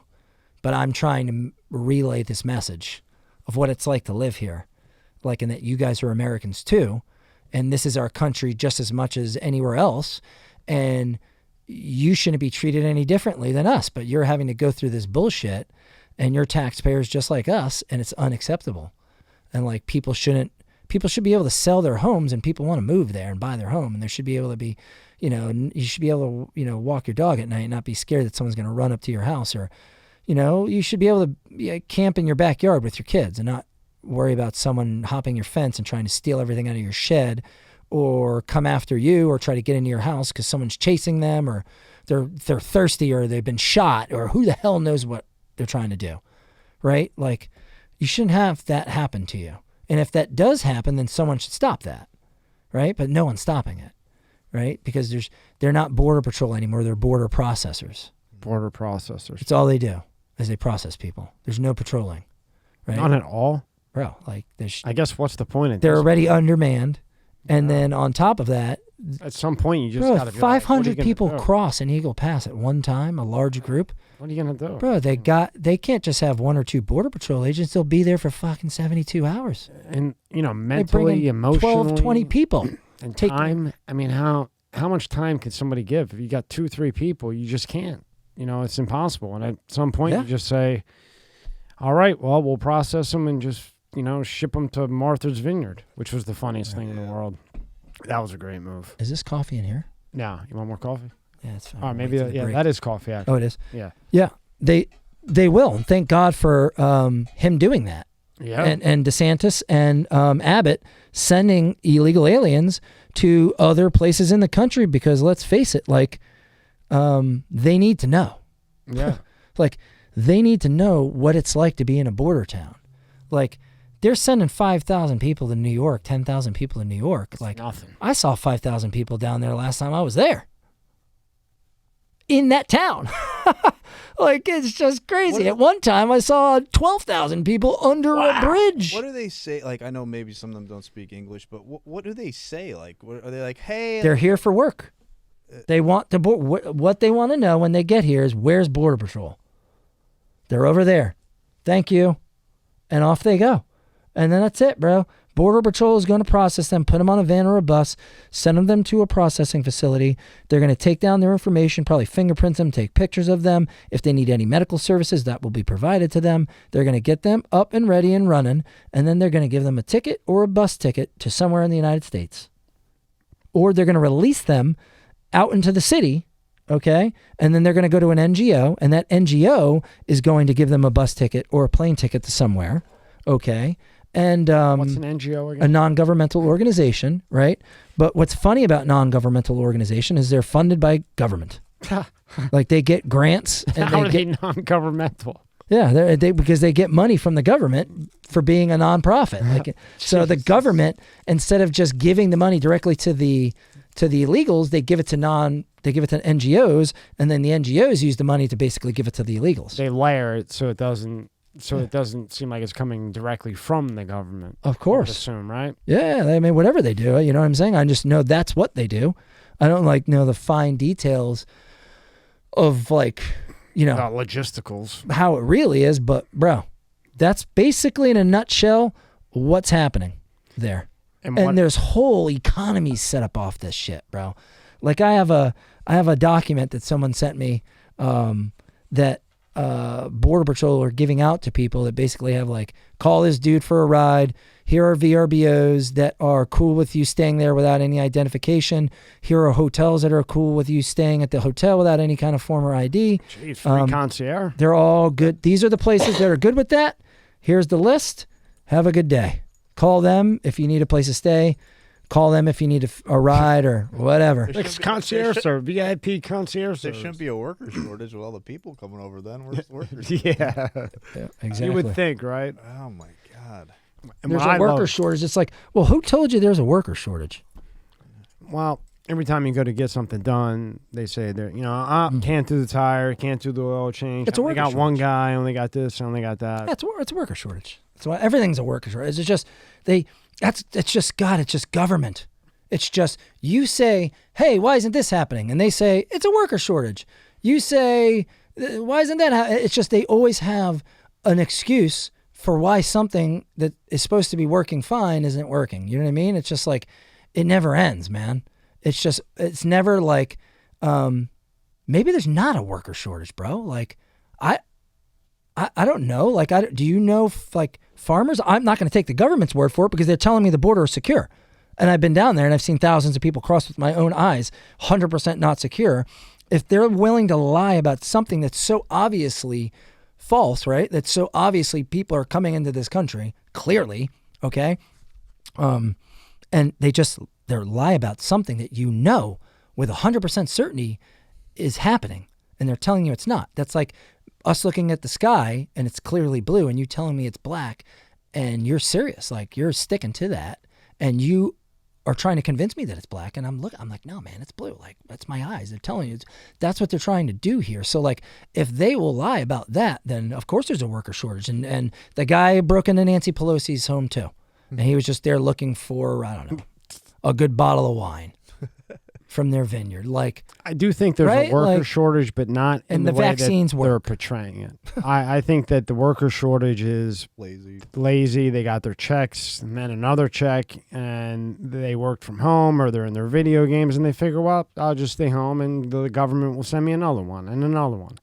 Because I've been to multiple places, and I know other people where you can't get an oil change like you used to. You can't get your tires done like you used to. I see it all the time, every day. But then when you bring it to a higher level, I'm sure it's... When they say a worker shortage, though, the workers they're talking about are migrant workers that work in the fields. They're not talking about worker shortage of your UPS store is short a couple of dudes. No, that's what I'm Or the tire guy is down a couple of guys. I'm thinking the tire guy. No, when they say worker shortage, what they're really meaning is people that are picking strawberries, people that are picking oranges, people that are picking pineapples, people that are working in the fields, the people that are working in manufacturing that are literally all day long stapling something. Like, you know what I'm saying? Like, they have one job and that's all they do is all day is put this sticker on each cup. Right? Like, well, they got me because even I, after talking to all these guys that are way smarter than me, even I was like, oh yeah, worker shortage there is. Because every time I go to get something, what there's a shortage of is people with a brain. Yeah. There's a shortage of people that are good workers. I've gone through tons of people, right? If I didn't have to fire all of them or they didn't quit, I would have 1 million people working for me. There's no shortage for me. The shortage is of qualified people that can show up on time and not be drunk or on drugs, or, you know what I'm saying? Like, that's it's a shortage of actual people that will do a job, that are reliable, care about that want to do a good job for their business, for the person they're working for. So you mean more bullshit on the news? No, that can't be, Rob. Bro, I don't know. More bullshit. When you go to the store, do you still get strawberries? Do you still get oranges? Do you get onions? Do you get tomatoes? Have you ever shown up and like all the fruit's missing? Half the fruit, yeah. Yeah, I mean, it's common. My point is the reason why the fruit you're getting now is more expensive is because the price of diesel is $5.70. Yeah. That's why the prices are up. It's not because there's less people picking strawberries. It's because it's $5.70 for 1 gallon of diesel, and every single truck driving on the highway that delivers all of those and all of the machinery that does a lot of that work runs on diesel. And when the price of that is like, I remember when diesel was less than regular unleaded. I don't ever remember it. 2.5 years ago, diesel was less. Yeah. When I first bought this business, October of 2020, diesel was like 7 cents lower than 87 octane, regular unleaded. It was. And it was amazing. That's that. Right? That's that now redirect. You know, $5.70. It's really the gas. It's really everything else. But then you redirect it and you say, "Oh, shortage of workers," and then every American CDL drivers. That's a real shortage. Right, but every American has been into a place where, it's going to be a month for your car. It's going to be this long for this part to come in. So everybody's like, oh, yeah, there is a shortage. But behind the lines, because they're redirecting your mind pretty much, you say, yeah, there is a worker shortage, but there isn't. It's the cost of the shit. It's the reason why the stuff is more expensive is because gas is more expensive. That's it. Like, there's a shortage of qualified workers, man. There's like all of these businesses, small businesses that I know, it's not like they don't have people showing up for interviews. Like, although it's right now, it's much harder to get people to show up for interviews. You have to interview more, go through more applications to actually get people to show up. But I'm getting people to show up. I actually conducted 2 job interviews today. I had a third, he no-showed. Right. But so I got 2 out of 3 this time. But I think I'm only going to hire 1, right, of the 2. So the thing is like, who knows how long this guy's going to last, right? Like, hopefully he lasts a long time. But I know better. And a lot of the people that are in labor intensive, like construction workers and garbage companies and painters and plumbers, like we just go through guys, man. Yeah. All right. You just go through guys and you just keep recycling the same old people. And eventually you hit one that sticks. And then it's just what's happening now is it's taking longer to find that one that sticks. Quality. Yeah, man. It's harder to find that guy that stays with you and that is not just, 6 months in or 4 months in, he's fired or quit and you're on to another person, right? Like that's what's, in my opinion, is harder to find right now. It's a shortage of that. You make sense. Makes total sense. When you put that into perspective and you listen to what you just said, it makes total sense. And more things are becoming automated. Like you don't know that a lot of things that are picked in fields are picked by machines. Yeah. Like you don't know that because when's the last time? When were you on a farm? Honestly, the last time you were on a functioning farm? When I was in Pennsylvania, which would have been 8 years ago. I mean, so and most people have never been on one, right? So like you have no idea. No idea. You think that strawberries get picked by humans, or raspberries get picked by humans, right? No, it's a machine that like shakes the trees and the raspberries fall into a pan. And when the only thing the human does is when it fills up, they take the tray off. They're not picking shit. They're picking the fucking tray full of raspberries off of the machine and stacking it on their cart. And then spraying it with pesticides like hell so we all get they got drones doing that they shit got now. drones doing Rob, there's your other job. They got drones doing that, bro. Let's be honest. They got drones with guns on them shooting people in China. What I love that you did was the dog in rescue. Because I love animals. I like animals way better than people. Yeah, man. And that was in Mexico, right? That was in Eagle Pass and Del Rio. Yeah.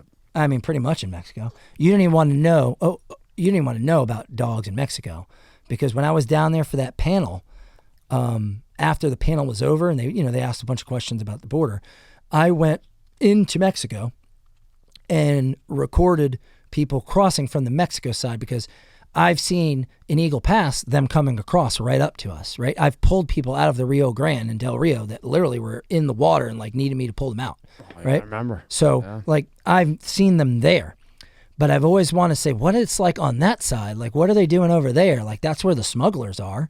So we went over there, ran into two smugglers, and they were bringing, it was two men, and so the guy had a 5-year-old and a 3-year-old.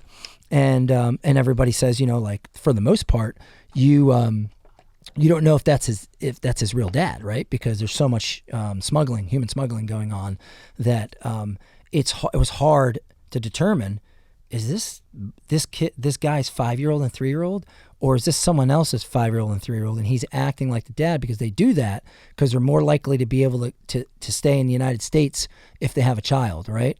So this guy walks up to us with a 5-year-old and a 3-year-old from Venezuela and with his friend. So it's 2 adult males and a young son and a young daughter, right? So they walk up to us and we're recording them. And I have all the video. It's all on my social media and whatever on Instagram. And we had someone that spoke Spanish with us. So he starts interacting with the guy, and the guy's telling us the story about why he left Venezuela, because he's making like $20 a month there. He can't live off of that. He can't support his family. He has a special needs child that's still in Venezuela. So he needs to come here to work so he can send the money back home to take care of his kids, and then eventually make enough money to pay off someone to bring his family across so they can live here and not have to worry about what's going on in Venezuela, etc.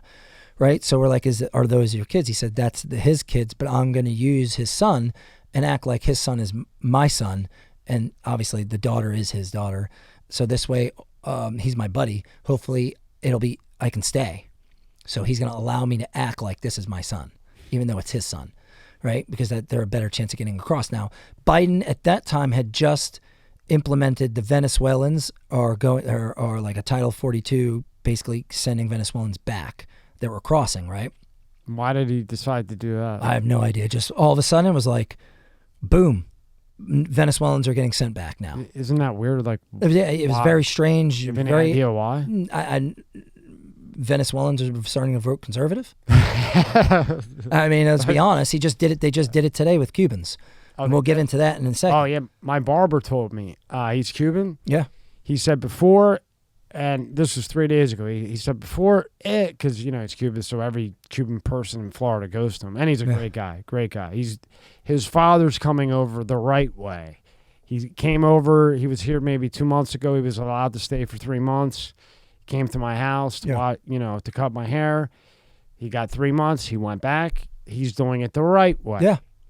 Sure. Because he wants to get the hell out of that cash. It's bad over there. It's real bad, bro. And that's why I saw a ton of Cubans while I was down there, too. I gave him a Coca-Cola, and he couldn't believe it. Yeah, man. It's crazy. This is very different than Cuba.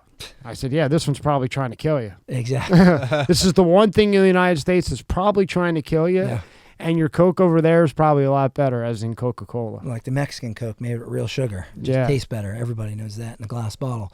But these dudes were like saying, well, we're just going to say we're from Nicaragua. I mean, of course you are. Of course. You throw your ID away. You can be whoever the hell you want to be. You could be from You're Chile, Spanish, bro. Yeah. Like, you're You from got any a lot to country in pick. Central or South America, no one's going to tell you you're not from there. You got your choice, right? So they're like, oh, so they're expelling Venezuelans? I'm from Guatemala. Yeah. I would love Where are to you go to, from? like, I'm from Ireland. Exactly. Where are you from? I'm from Honduras. I'm from Nicaragua. I'm from Panama. Whatever. Doesn't matter because you throw your ID away. You can be whoever the hell you want to be, right? So that's what he said. He's like, well, I'm just going to say I'm from Nicaragua because they're getting rid of Venezuelans, and I got the kid with me, and we're going to roll the dice. Well, while I was there was like a 30 to 40 mile an hour steady wind. It was cold. And the current was ripping, bro. The Rio ripping. And I'm like thinking, this dude's going to cross with these two kids. So he's looking and he's looking and he's looking. He's trying to find better places to like get down in there, run into these smugglers. First he sees the smugglers coming back from the American side, and they literally just walked right across. Got up to like their shoulders, walked right across. So he sees them. He's screaming out to them.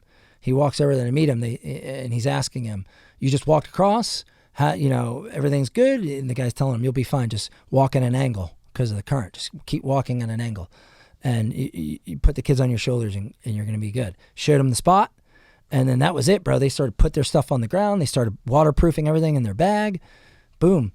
The one dude puts the kid on his shoulders. The other guy puts the son on his shoulders, and they just start walking, bro, across the Rio. And that current's ripping, bro, and it's cold. And they got the kids on their shoulders, and in 5 minutes and 24 seconds, from the Mexican side to the United States side. That's how long it took them. Got up to like their shoulders, they walked right across with the kids on their shoulders, right into the United States. They got it down to a science. No problem. We need to hire Five minutes. minutes. Or some shit. 5 minutes, 24 seconds, right across the Rio Grande, into the United States, and they're probably in Miami right now, doing whatever. How many of those kids, you don't hear much of the stories. I mean, you see the kids, right?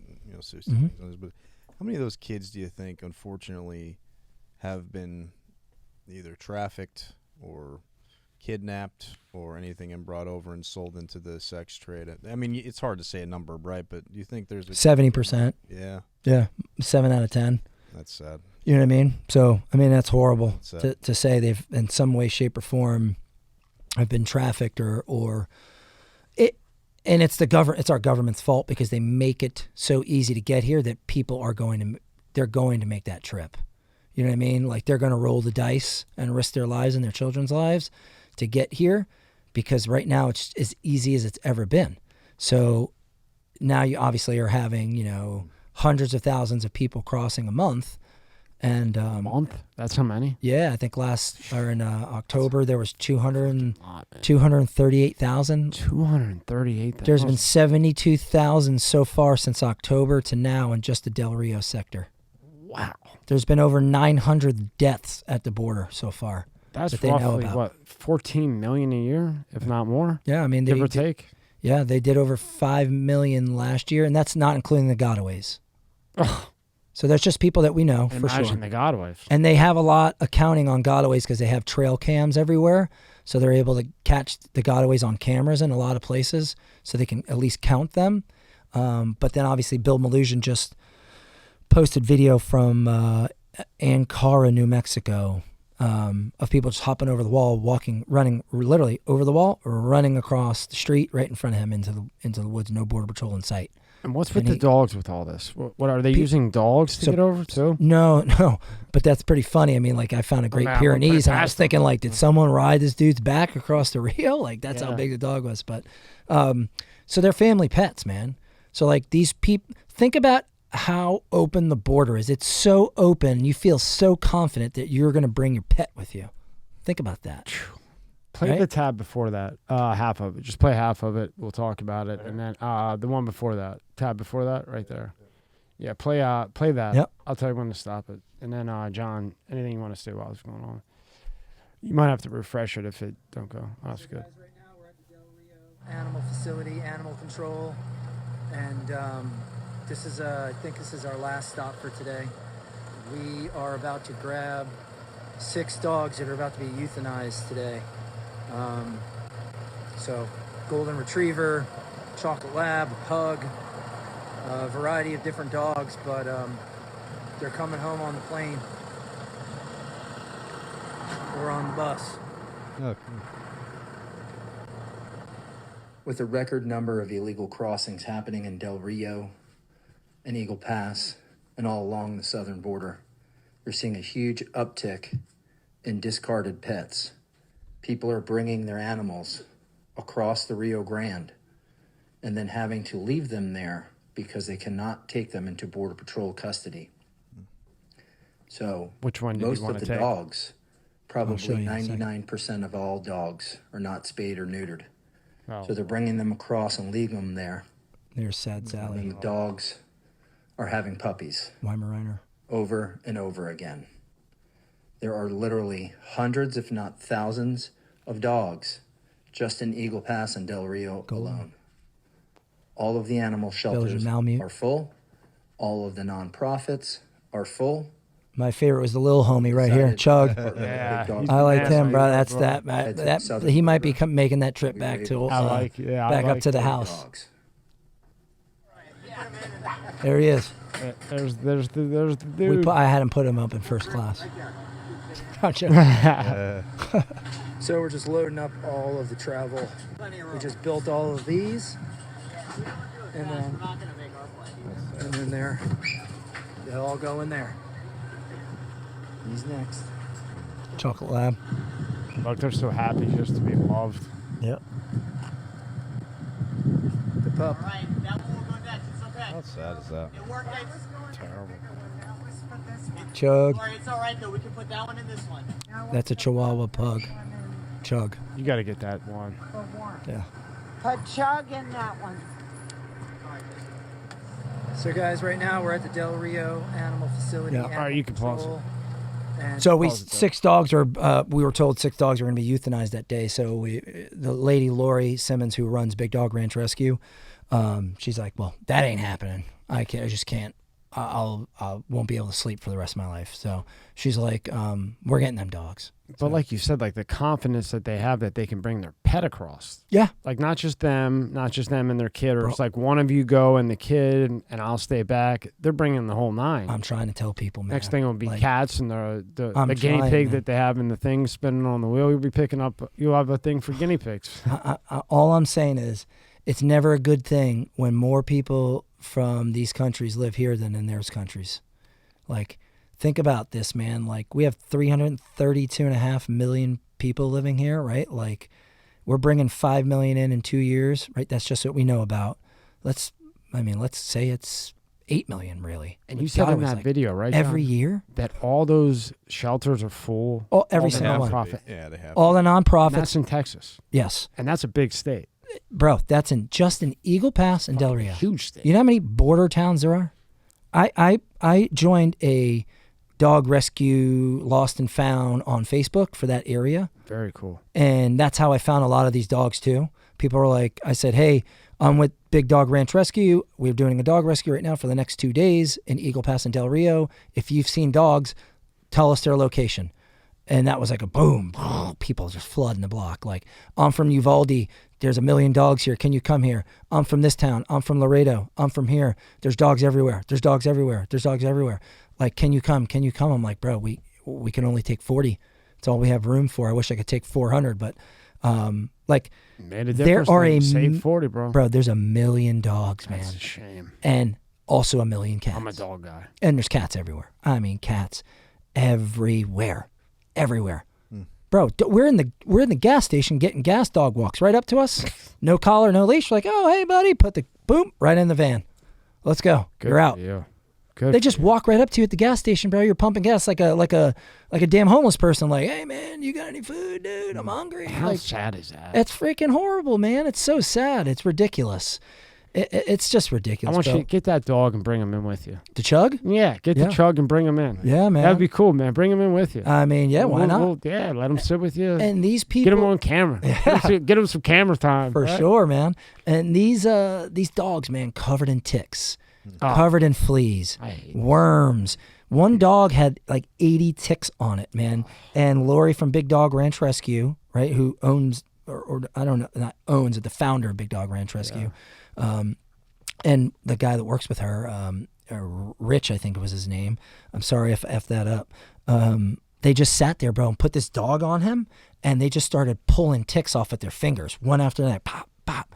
Good Like, for Lori on They farming. don't give a shit. Give them like, credit. she had fleas in her hair, all over her. Like, Good person. bro, she has gone to China, got dogs from China, Romania. The hurricane that just happened in Puerto Rico, yeah. got dogs out of Puerto Rico. Like, they just opened up another facility in Alabama. Got like 50 acres, 100 acres out in Alabama. They bought a closed down Greyhound facility because Greyhound Racing's banned. They bought that facility so they can get the dogs from Texas to, I mean, That's a beautiful this thing. lady is like, in the next life is going to be like She's going to be a rock star. something, bro. Fucking supermodel. It's like cover of the magazine. Who the- and I she mean, deserves it. it's She, like that- I mean, it's amazing the stuff that this that woman should does. be It's crazy. that should be a national like story, and it should. Well, I mean, it was, but it should be. It should be. You know the commercial. Remember that commercial? You'd see the poor dogs and be like, "In the arms of." They'd play that. Oh, sad yeah. song. Like it should be on that across the whole United States, and be like, "Look at the problem here. Yeah. There's thousands and thousands of dogs. Yeah, man. and they have nowhere to go." So another thing that's bad about this, right, and how I tied it into the interview I did today for Cavuto, right, is that, and man, as you just get more involved in stuff, you just learn so much more, right? It's just like, I never rescued a dog before in my life. I just saw a need, and I knew somebody, and I set it up, right? Like, I've never been a big dog person until, like, I had dogs growing up as a kid, but as an adult, I never was like, ooh, I want to get a dog. Never, right? I just don't know why, but I just never been an animal person, really.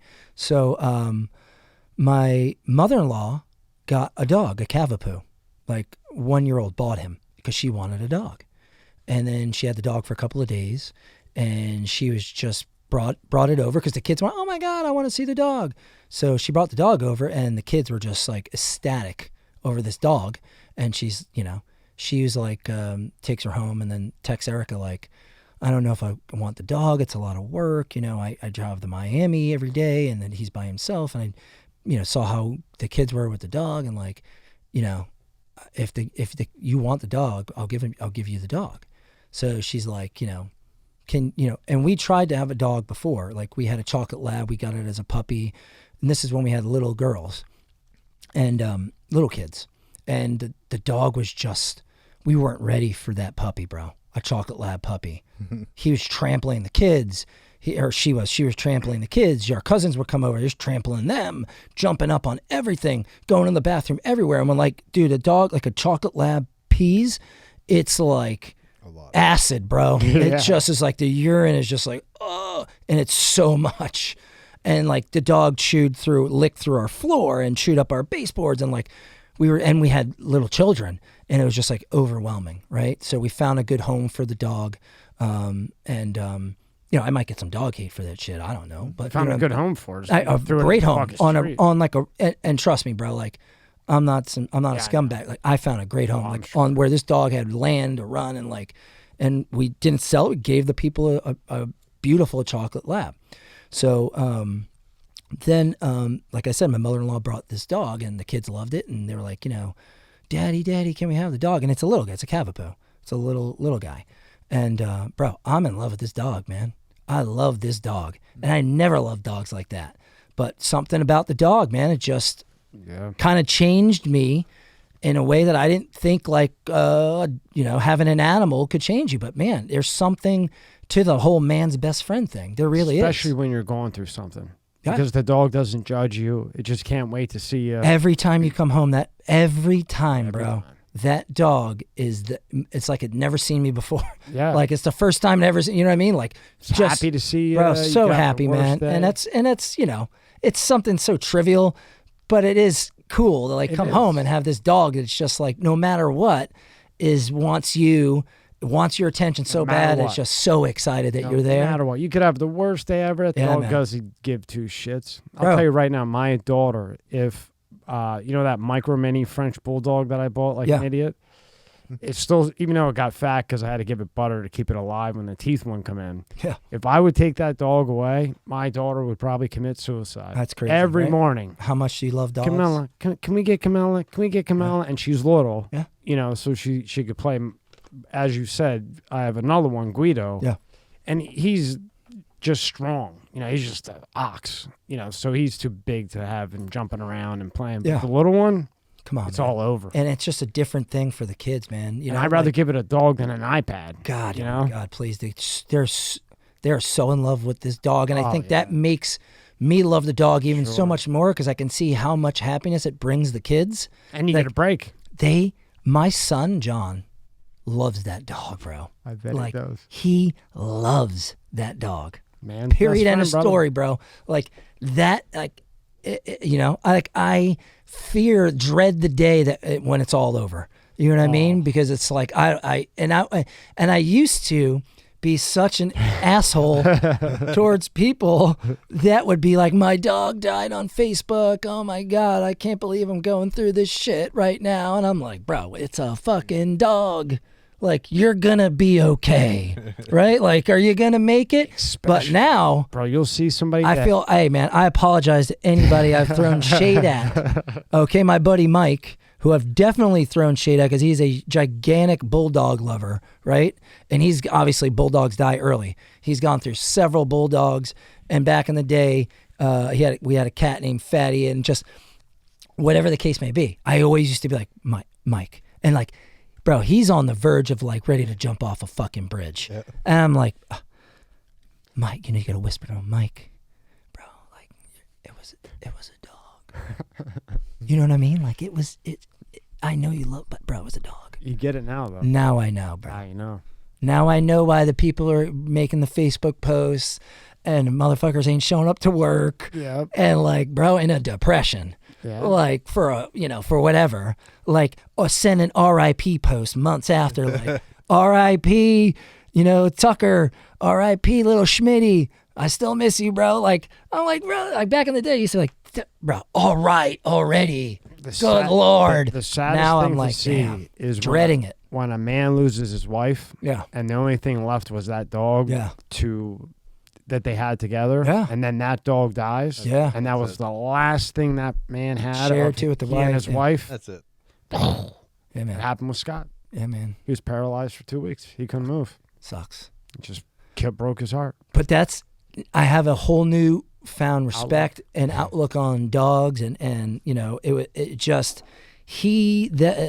my dog made the dog rescue mean so much more than it would have if I didn't have a dog. And either way, I'd notice the dogs, and even though I didn't, if I didn't have a dog or not, I was going to do the dog rescue, right? But like, just having the dog and having that love for the dog, like seeing these dogs in such bad shape, Your perspective changed. You're just like, God, these poor dogs. You know what I mean? And it's just like, this is some bullshit, man. Like, I can never imagine just leaving my dog at the border, man, saying, hey, Tucker, adios, amigo. It's been real. Hey, make sure you ain't doing some shit out on these streets. Mm-hmm. You know what I'm saying? Keep your head down. Yeah. Like, bro, maybe I'll catch up to you later. Like, no, bro. Go about I'm not like 15 seconds see ya. in that video and then play it. There's a lot of clips of what he saw there. Every time you have more clips, it's just worse and worse and more people and more weird shit. National Guard saying dogs have been here for 2 months waiting for their owners to come back. Yeah. On the Fox one? No, on the one that you just played. I got it. Yeah. But that's a great thing to do, because and I don't know how you can just leave your dog, There he is. especially like a family dog. Nicaragua. But they think, bro, they've been told, like, yeah, you can bring them. Make sure you bring, if you have any vax documents, bro, they're bringing their vaccine dog. Like, got his rabies shot. Mucho walk. You like This my way? Spanish? They're right there. Very good. Yeah. Mucho walk. Up in Walked there. a long way. Border Patrol. Mira. You're welcome. And then he says thank you to me. Nicaragua? She said thank you. Up there. Now, like this group, how long have they been walking for, do you think? It's hard to tell, right? But They change their clothes. Yeah, that's why there's always so much shit around here. National Guard guy. He's had it. That's just Joe Snuffy. You know what I'm saying? Jeez. Yeah, oh, just keep coming. Here in Del Rio, Texas. Oh, yeah. Dog Ranch Rescue. And obviously we're at the Trump wall, and then you have the pathetic Bush wall behind us that stopped absolutely nothing. But look at this big, beautiful wall. President Trump, we're ready for you. I'm proud of you. I'm glad you announced. Obviously, it's Trump 2024. It's time to take the White House back. Time to take this country back. I'm tired of the people crossing the border. I'm tired of the dogs being left here, the trash being left here, 10% inflation, crime is freaking nuts. This is America right here, and we need to preserve it, and we need to love it and cherish it and take care of it. And I'll do everything in my power to make sure that happens. I got your back, President Trump. Play the next tab. I think it's worth it that our buddy here got on Neil Caputo. I mean, congratulations, John. Yeah, that's a big thank deal. you. Yeah, it's 2 minutes, but play it. You deserve it. Yeah. Well, meanwhile, the border crisis impacting more than just humans. Dogs are making the journey through Mexico to the U.S. only to get separated or abandoned at the border. Joining me now is Great American Cleanup founder and veteran John Rourke. Nice background. Who just returned from a major Where dog were you at, buddy? rescue in Eagle Pass, Texas. John, good to see you. We, not for a minute do we want to minimize the human suffering here, because there have been over 900 people who've died this year as a result of failed attempts to cross over. I mean, it's just awful what's happening to humans. But what happens to dogs is really heartbreaking. See the as well, earplug, right? left-hand side, Yeah. left, right. Yes, it truly is. And just think about these people are bringing their pets across the Rio Grande from countries far and wide. I mean, it's because they know that the border is wide open, so much so that they're willing to bring their pets with them. So when they cross the Rio great point. and they encounter a Border Patrol agent, that once they encounter the Border Patrol agent, they're told they're not allowed to bring their pets with them. A lot of these pets are not spayed or neutered. So what's happening is they're leaving them right there at the border, and then these dogs are repeatedly having puppies. So there's literally hundreds, if not thousands of dogs running wild all over Eagle Pass and Del Rio. And I'm sure it's the same thing at every border town all along the border. Well, we don't have much time, John, but how do you rehabilitate these animals?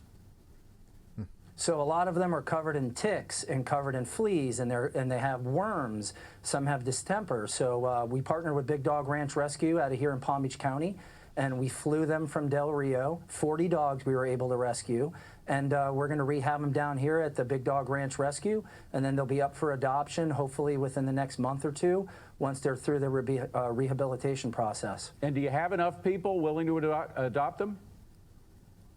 Of course, yeah. There's tons of people that have been messaging me on social media asking, hey, when are they going to be up for adoption?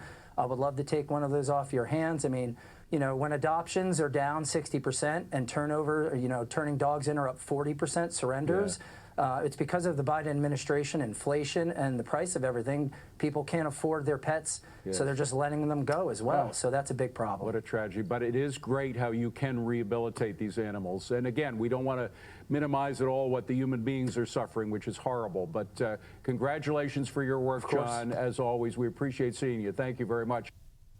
I hate how they say, like, I only got a little bit of time left. Yeah. Doesn't that drive you nuts? No, I'm just happy for the time that I get to be able to just rip it. You know what I mean? Like, Get something in, right?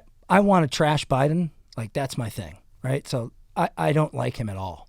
I think he's a horrible president, and on the side note, I just think he's not a good person. I just think he's a bad person. Well, look how he treats in his general. kids. Yeah, I know, and we can travel down that road for an hour, right? Yeah. Like, we all know he's no father of the year, Hell. and like, That's my life, bro, is being a father. Like, I don't understand how your kids could be so fucked up, right? And like, that tells me you didn't give a shit about them. That's all that tells me, because if you did, there's a really good chance that they would not be the way that they are right now. That tells me you weren't in their life, man. And if you can't even be a good dad to your kids, you think that you're going to be the president of the United States? Like, you don't even care about your own goddamn children. You didn't care about them. They're 2 children that are alive are both junkies. Well, think That's about it like the truth. Who puts their own kid, in crossfire doing illegal shit? Who does that? And then you know what's going to happen. If they do indict anybody, it's going to be Hunter. Yeah. Not Joe. And Joe's going to let his own son get buried. Yeah. So he doesn't get buried. And then he'll just pardon him. And whatever happened to your dad takes the hit. That's my kid. I'll take the hit. Of course. I'll go do the time. Bro, you're 80. How many years do you think you got left, bro? What are they going to give you, 20 years? Yeah. You got 2 left. Yeah. Your son's got his whole damn life ahead of him. What are you know, like, but he doesn't, they don't care about that. I know. Like, It's just you think that they're mind-blowing. actually worried about repercussions? No. But No. but for a guy like me, a guy like you, a guy like There Rob, are no guys like repercussions us, for them. all I know is I would take the hit for my daughter in a minute. 100%. Give me the 10 years. Wouldn't you? Yeah. You gotta put your fucking kid away. Hey, man. At Yet the end alone of the day, involve them. Yet alone involve them or allow them to get involved in international, God knows what. using your name. Yep. They're using daddy's name to gain influence and power and money. And he's And the big it's- guy, and he's Hunter Biden, Of and they got course. Hunter Biden's name, so they're gonna fucking hit you- him, and he's gonna let it happen. Do you think someone like Tony Bobolinsky, who came out and basically confirmed that Joe Biden knows about all of this, was completely involved in everything, do you think Tony Bobolinsky is interested in his life being ruined? Do you think he's like, oh man, I can't wait to tell this story so my entire fucking life can be ruined? I can't wait to do that. Exactly. And my kids and their kids and everyone that's related to me, anyone that's friends with me, anything, I have business partners, all of that's gone. Man, I just cannot wait to go on Tucker Carlson and talk about this shit. Like, you think he's just doing that because he wants people to know who Tony Bobolinsky is? Like, bro, you have such a fucking crazy name. You should just be known for having that name. Oh, Like, who the fuck named Bobolinsky? Like, bro, come on, man. Like, Right away, that guy. right away, I think Lorena Bobbitt. Yeah, and I see, start to and get that's something I goosebumps, didn't even right? think about. He's just got a name that sells itself. Like, he didn't even need to do shit. He You don't should have need been to do owning a anything, car bro. dealership, bro. Bobolinsky Buick. You know what I mean? Like, done. You're a millionaire a million times over. I would do Bobbitt dash Alinsky Linsky. just because the Bobbitt would stick out marketing wise. You'd be packed, bro, buddy. come on, man. Like, so this guy just comes out and says, I'm going to just tell you what happened. And, oh, and by the way, he was an ex-military guy. He was a captain in the Navy, I believe. Stand-up dude, right? Has a family, has everything to lose. Throws it out there. And nothing happened. This dude is corroborating what's in Hunter's laptop. Of course it didn't. He is directly involved in everything, right? Literally nothing happened. It was Russian Because disinformation. They control everything. Bro, that's Russian The disinformation? whenever you search Google, whatever you see is what they want you to see. 100%. Whatever goes viral is what they want to go Yeah, viral. man, There no is no doubt. viral. No, It's what they want to go viral. that is 100%. And that's why nobody knows 99.9% of what's really going on. Yeah. Because all this push down your throat is what they want, but you think, not you, Yeah. but the average person thinks, oh, these are just the search results, or this is really what's going on. Bro, that's election tampering. I That's have what I nothing mean. to hide. I don't need to maybe take some precautions so 100 million aren't fucking dead by 2030, but you wouldn't know that because you just want to be told what to do. Hey, man, they call me an election denier. When I say that I believe the election was rigged, people just automatically think, oh, voting machines. You think so? No, like when I say the election was rigged, I mean like the Hunter Biden laptop was real and everybody knew it was real. And then like 50 former intelligence people signed a document stating that they believed it to be Russian disinformation, which then allowed the media to take off and say it was Russian disinformation when every single one of those people knew that it was not Russian disinformation, but that if it came out as being authentic and real, which everyone knew that it was, that there's no way President Biden would have been elected, because there are millions of fringe voters that would have swayed, and they have taken polls of millions of people since then that said, if you knew that this was in fact a real laptop authenticated, would you still have voted for Biden? They said no. So they polled millions of Biden voters that also said no. If I knew that this was real when they knew it was real, and they should have said that, the FBI knew it was real, it had been authenticated, right? Like, they knew it was really his laptop the moment that they were able to hook it up to a computer and check it, right? Like, so they knew that, and they said it was Russian. They got intelligence people like Clapper and all these people, Brennan, to sign a document stating that they believed it was Russian disinformation, which allowed the news media to sink it completely. And then that got Biden elected. Oh, and by the way, anytime you Google search anything to do with Trump or the election or voting, like, everything goes to Biden. Like, you never get to see anything good about Trump or any articles about that you might be trying to do some research on your own, and you're trying to like do some research on a candidate because you're an independent, and you might go one way, you might go the other. Like, if you try to Google anything good about this dude, you're not going to find anything. Like, they literally banned him from Twitter. Like, they banned him. And you have the mullahs in Iran that are on Twitter that like literally massacre people. I mean, Putin, Xi. Keep going. Like, you know what I'm saying? What about the Uyghurs in China that they just force into slave labor and they massacre? Like, you don't hear anything about that, right? Because big tech's in China's pocket, and big NBA and big everything. Pharma. Big pharma. They're all in China's pocket. Like, almost all the antibiotics in the world are made in China. They're like, all working bro, together. come on, man. Like, and that's the thing. Is just like, when is enough with this shit, man? You know what I mean? What do you think the border looks like in a year from now? Well, I'm hoping better. And the reason why I say that is because we took over Congress. So I believe that Congress is going to, I don't believe that they're going to. I'm hoping that they're going to do their jobs and somehow, some way, stop bickering and get this border done. Closed, right? Like, how they're going to do that, I don't know, but I hope that they try to do it. I hope, they impeach Mayorkas, but I think that it could possibly be way worse a year from now, because they're about to remove Title 42, and Border Patrol has put out what they believe the estimated numbers are going to be once that's removed, and they're estimating like over 500,000 people per month. Wow. Coming in per month. And they can renew Title 42, right? But it's not likely. No matter what, it's not likely. It's not likely. You know what I mean? Like, COVID's long gone. It's going to be a madhouse. Right? Like, even though they want masks back and everything, they're trying to do that hardcore, trying to bring masks back and everything. But. So when we saw the two fences, the Bush fence or whatever, the blue one, and then the Trump one, looking at it from here, it doesn't really look that much different. In reality, can you explain the difference between what Trump built and that? Because when I look at it just on screen, it doesn't look any stronger than the Bush fence to me. Yeah, it's like the difference. But I'm not there in front of it. You know what I mean? I'm watching it on a box square video. So it's like, getting a ribeye, like a tomahawk from Peter Luger's, and that's what that's what's right behind me. And then the other one is like getting like a sirloin from like a Piggly Wiggly. Like, that's the difference, bro. Like, that's the stark but for me, difference. looking at this, the blue one looks stronger than the brown one. Taller, the brown one. Well, it's only because you're not seeing the very top. Yeah. It's about almost triple in the height. Oh, okay. Yeah. Okay, so that's what I'm missing. And at the top of it is it's flat. So you can't, like, once you get close to the top, there's no more bars if you're like shimmy your way up, because it's flat. There's like nothing to grab on. There's no holes up at the very top. Whereas this, you pretty much got a pull-up bar to get up there. Yeah, like you got a step ladder behind you. Yeah. On the other one, where you can put your feet on that bottom, jump up and hang, and you're good to go. You can literally, you had a saw, you could cut through it with your hand. Is that steel? That's steel. Behind there was like I believe that's aluminum.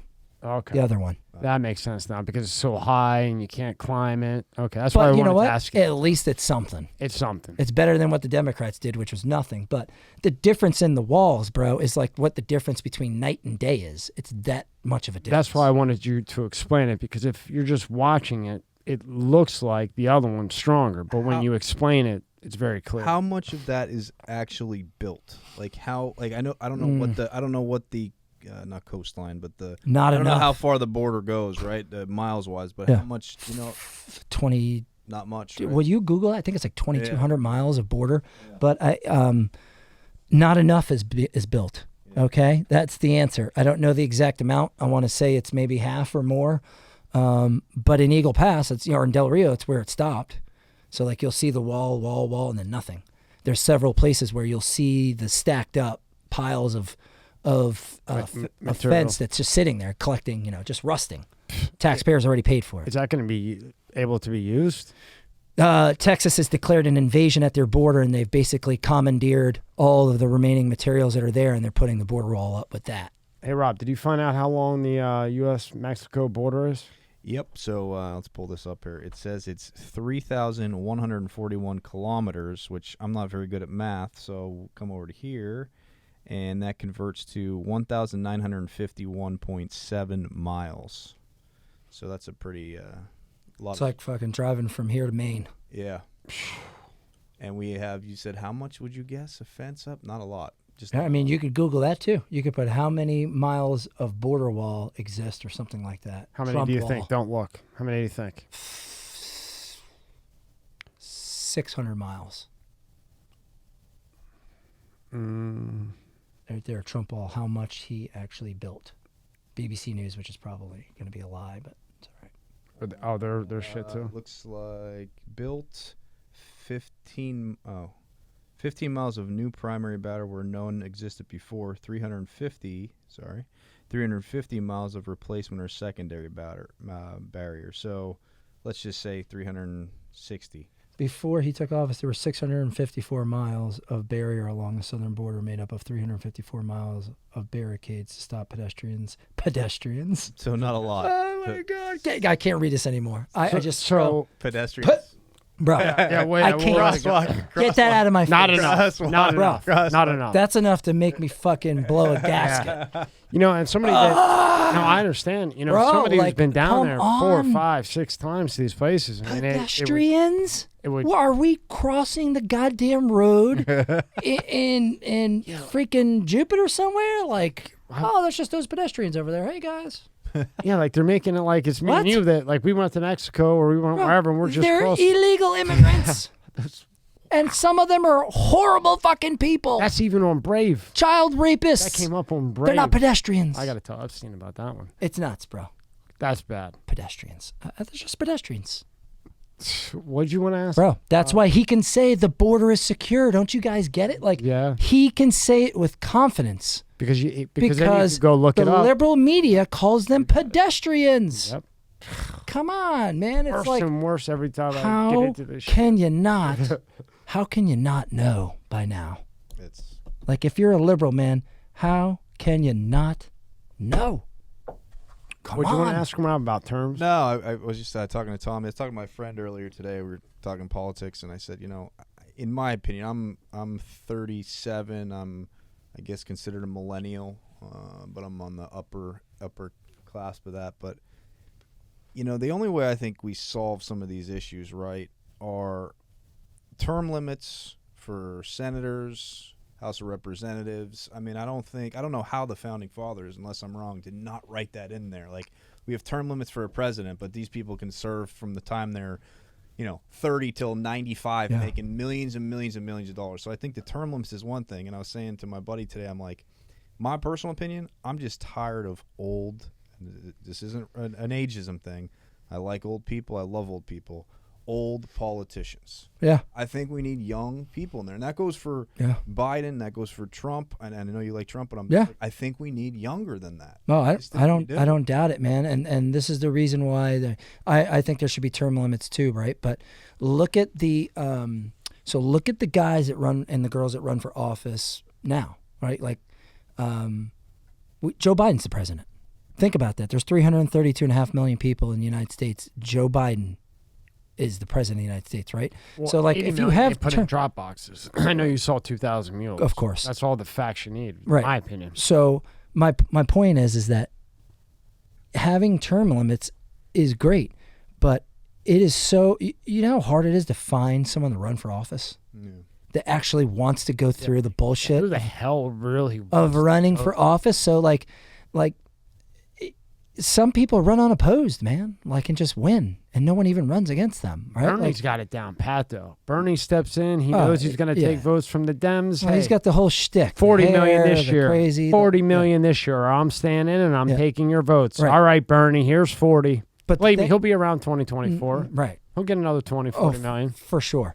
And my point is like, it's so hard to find good people to run right now. It's like if we just kept turning over these people every fucking 6 years or 4 people, like there would be nobody running for office, because it's the process of running for office is just brutal.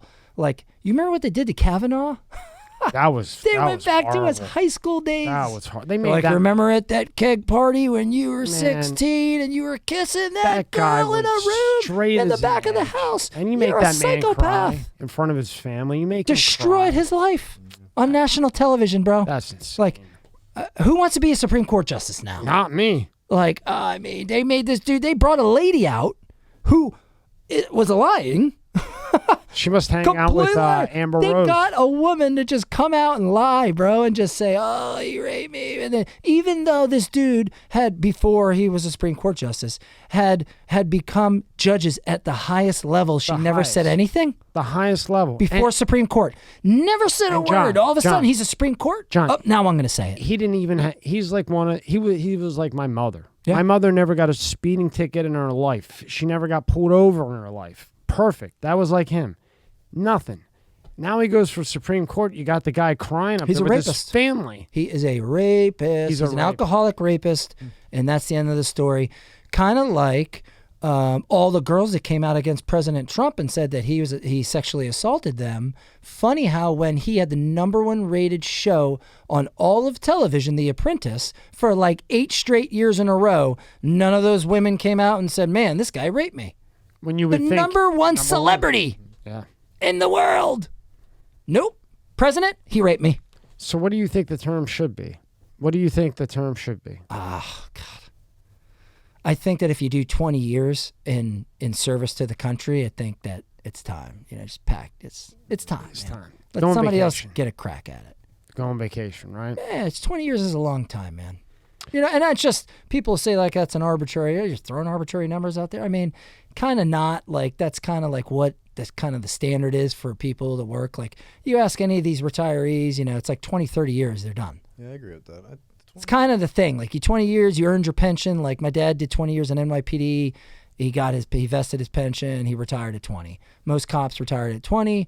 And that's kind of like, you know, you get 20 years. After 20 years, it's like, you've been doing the same shit for 20 years, man. You're not as effective as you used to be. There can't be that vigor. Like, oh, you get in there around like 30s, right? 30ish. Yeah. And then by 50, 55, move on for to sure something 60. It's time You've made enough money. Yeah, you made enough money. You've had enough power. It's time to close that chapter down and move on. But, you know, like when I always say, man, like, when you ever ask people, like, when you think about corruption, what job do you think of? And they're politicians. When you think about liars, what do you think of?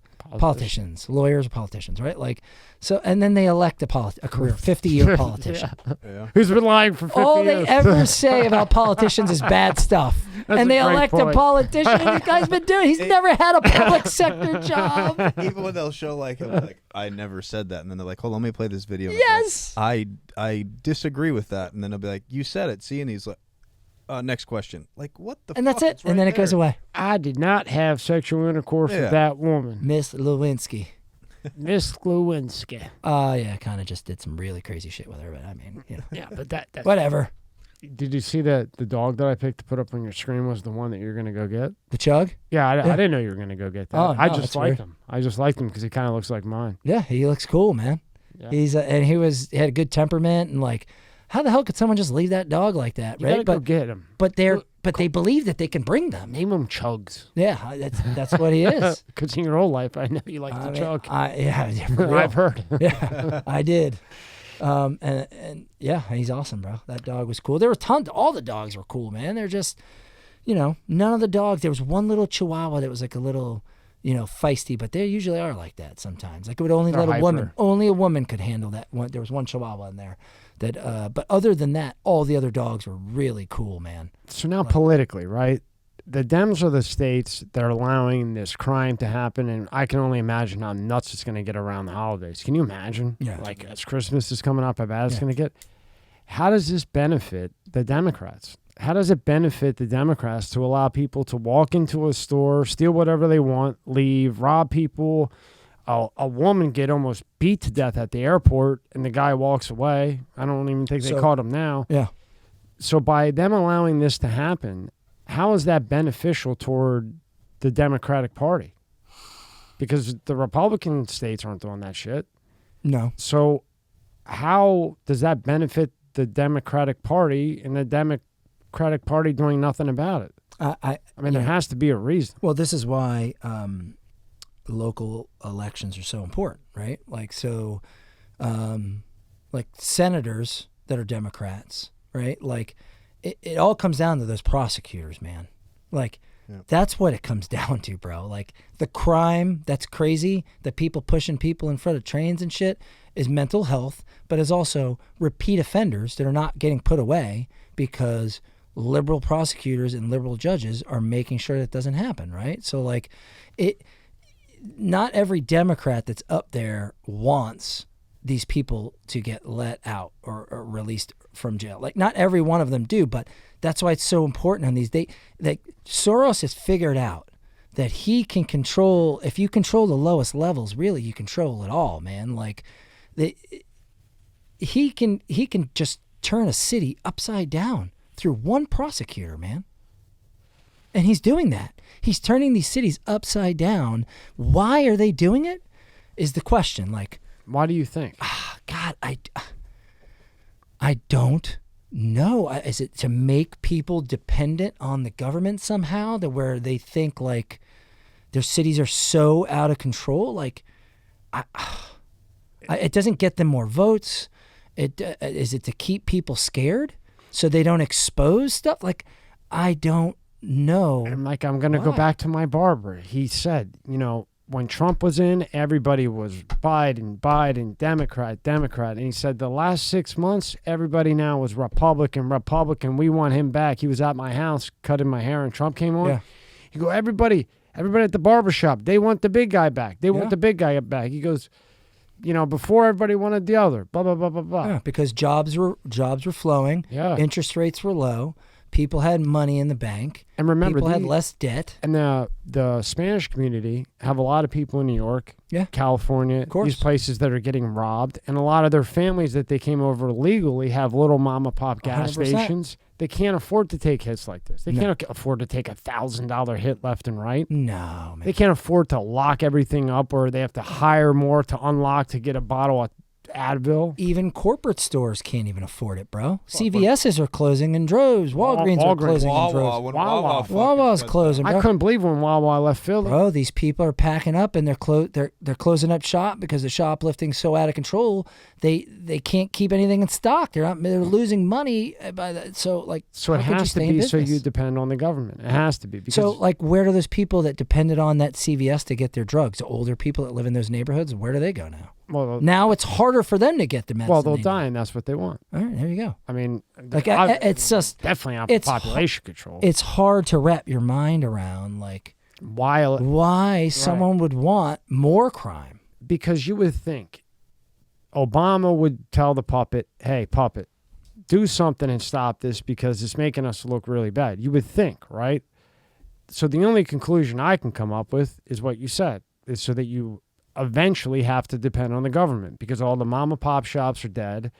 The big ones like Walgreens, they left, they're out. Yeah. Right. So now if, like you said, if you need that medicine from Walgreens or you need whatever, government, can you help me? And now they have control. Yeah, man. I mean, look what happened after those Baltimore riots. They burned that CVS to the ground. They never came back. That entire neighborhood, all the old people that live in that neighborhood, all depended on going there to get their drugs. Why in the hell do you think they it's would gone. do it? Yeah, I mean, it just basically becomes you lose your business, right? You can't support it anymore. You need you know, you need socialistic. You need the government. And then you need them, and It's then just you those- become part of that, the along with communist the ones bullshit. that already have it. So now it just becomes a bigger group of people that are dependent upon the government. I mean, it's Well, you saw what they did today with the Cubans. They're stopping now. They're going to start turning away Cubans that are coming through Mexico. I saw that. They're going to start turning them back to Mexico. Mexico struck a deal with Cuba to turn Cubans back to Mexico, or the Cubans that are in Mexico back to Cuba. And Cuba's like, hell yeah, bring us those traitors. Yeah. We got something for them. We got something lined up for you. And they're like, oh yeah, that makes sense. Send them back there. Everything will be just fine with those They'll people. love Cuba So- right now. I heard firsthand all about what's going on over there. So now, right? Yep. So you see how the giant red wave in Florida happened, right? Mm-hmm. Miami's red, right? So like, all of a sudden now they don't want Cubans here. Why do you think that Lost the is? votes. Why do you think that is? I mean, they only built Miami. come on, bro. Regardless if of how it they isn't built it. why, then that's just really bad timing. I mean, come on, bro. They're like, ooh, no more Venezuelans. When Venezuelans that were legally here and able to vote came out in droves to vote conservative. Same with Cubans. Cubans, Venezuelans, no more. Nicaraguans, Guatemalans, Mexicans, everybody else, that's fine. Like, what? How do you just say, oh, no more of these people. You people are okay. These people are not. What? And one of the two, What a I know clown for show. a fact, first-hand basis, I talked to his dad, who currently still lives in Cuba and is dying to get out of there because the Castro regime is happening again. Literally, they are dying. No, I know. He told me all about it through translation. I mean, he was there, but Yeah. his son can talk English enough where I can understand, and it is bad. Bad, man. So when they send them back to Cuba, it's a nightmare. But like I said, they're all red now. Yeah. So I would assume that Venezuela probably is too. So now they're picking and choosing who they're going to allow through the fucking border. I mean, come on. Isn't I it mean, awesome? Jesus. They're They're like, picking. Okay, you can come through all you want, 40 million, whatever, in 2 years. But, oh, gee, you're for red? No, you guys got to go back. But you don't.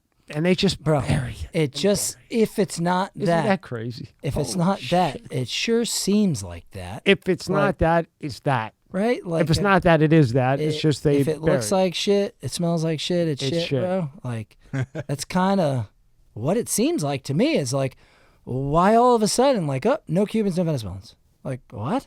Because those people know what the beginning of socialism looks like, and they're like, damn, this seems eerily familiar or similar to what I went through years ago. Kind of seems like the same thing's starting to happen here. Well, I can't have that shit. You know who I agree with? Graham Hancock. You know what he said? Every president should have done LSD at least 3 times. And then they get to see reality from a different point of view. And then you go in and you be president. Oh, yeah? That's Yeah, interesting. well, because he studied those pyramids and went out, like I was telling you before we came on. And everybody would break his balls. Oh, you're a druggie. You're a druggie. You're a druggie. No, he's not a drug. He was in the Amazon rainforest, and he did it with, professional psychedelic people.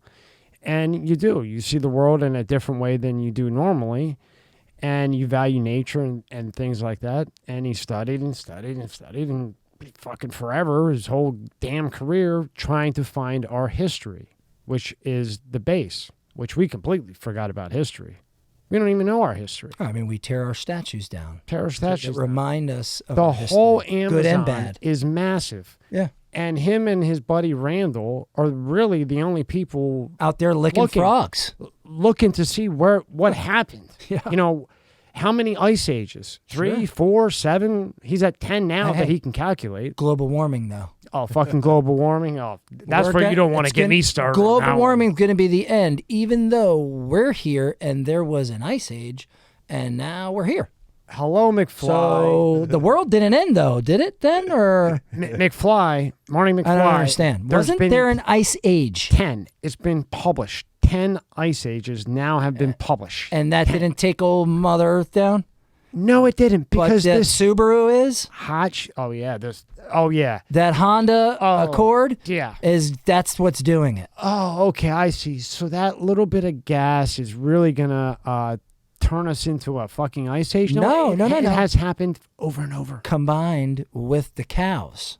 with the cows? What are the cows? They shit so much. Oh. There's so much methane because of it, and because we Are they really eat, saying that? yes, because we eat so much beef, we need to eat less beef. Hence, Impossible Burger. Hence, fake meat. We should be eating less beef, which would mean less cows, which would mean less methane. But hey, do they ever say we should have less landfills? No. What comes out of landfills? What gas comes out of landfills? Wow. 50% of the gas that comes out of landfills, it's methane. I just whispered like Joe Biden. Methane. But you don't ever hear them talk about that. You know That's why? a good Because one. waste management gets them elected. Oh, man, isn't that crazy how that happens? We still bury garbage in the ground in this country. But my freaking truck is going to end the world. And that T-bone I had, that's just too much for us to bear. But we're just going to take that trash. We're just going to put it into the earth. Oh no. What We're we just did- going to keep doing that. 'Cause Well- that makes a whole shitload of sense. Oh no, what we actually did was we didn't want to deal with the trash. No. We didn't want to recycle it. So we sent all of the trash to China Oh, there you because go. it's expensive. 100%. And China on said- barges On barges that run on diesel, that run on diesel. that carry trash that's going to be dumped into the ocean in China, Right. and or burned with no kind of carbon capture, no kind of technology, just literally burned in a boiler, okay, and right into the sky on a giant ship running diesel all the way there and back 1,000,000 times, just picking up garbage, just spewing that into the air. Oh, no, but but- global warming. But no, what they really better did, not eat cows. What they really did was they took all the recycling shit. Yep.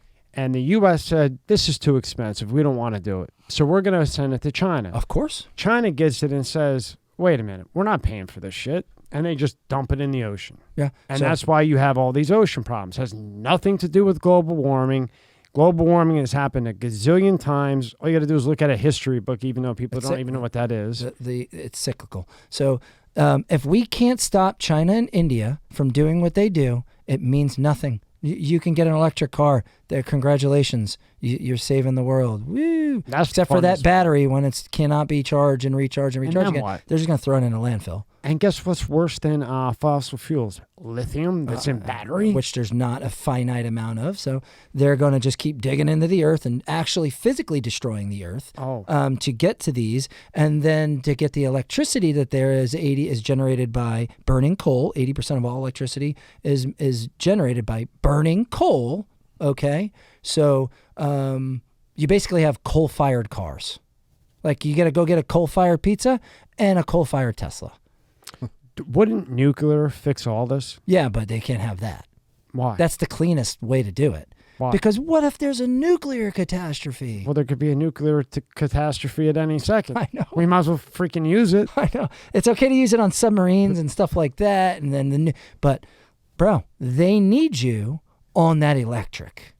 They don't even have enough electricity to power all the homes in California, but go plug everyone plug their car in. Yeah. But at certain times, we're just going to shut it off. Right. He's the one Because we that- don't have enough. Right. He's the one who wants everybody in an electric car by whenever, but yet he's cutting off the electric when it's 90,000 Well, they degrees can out. shut it off whenever they want. Yeah. They literally Jeez. have power companies that control your thermostat. Yeah. And when there's not a lot of power, they put that shit to 90. I mean, is this just like the most just asinine ideas and things? Bro, I have a high school diploma, man. It's not hard to figure out. It's just common sense, man. And it all comes Like- back to the same thing that we talked about. For them, for us to need them. Yeah. Where that's the only answer to all this nut. Obama tells you the oceans are rising and then buys a house in Hawaii on the ocean. And buys another house in Martha's Vineyard on the ocean. Yeah. But the oceans are rising. Right. They're rising so much you invested $60 million into a house Wasn't Florida supposed to on be the underwater? ocean. I thought this was supposed to be underwater in like 5 years. Of course it is, but yet they just keep putting them buildings up that cost hundreds of millions of dollars right on the ocean. Right, like as if those engineers and contractors didn't thoroughly research what they're doing. No way. No. They're just winging it. No, they're just winging it. They don't Dropping care about half it. a Just- billion. They don't care about a $500 million building that they put on the water. Dude, if the And water they can't takes it, sell 'em fast so enough. be it. Right? They'll just lose that money. It's no big deal. Right? No. They've done their research. It's not going to happen. The end of the story. I have That's to it. ask you about this. What do you think about this UFO phenomenon all of a sudden? I just think that there's just so many people with phones and so many people with access to information. It's just impossible to hide it anymore. I go back and forth. Is it military? I mean, I believe, I 100% believe. Bro, how could we other be life. the only ones? No, man? no, I I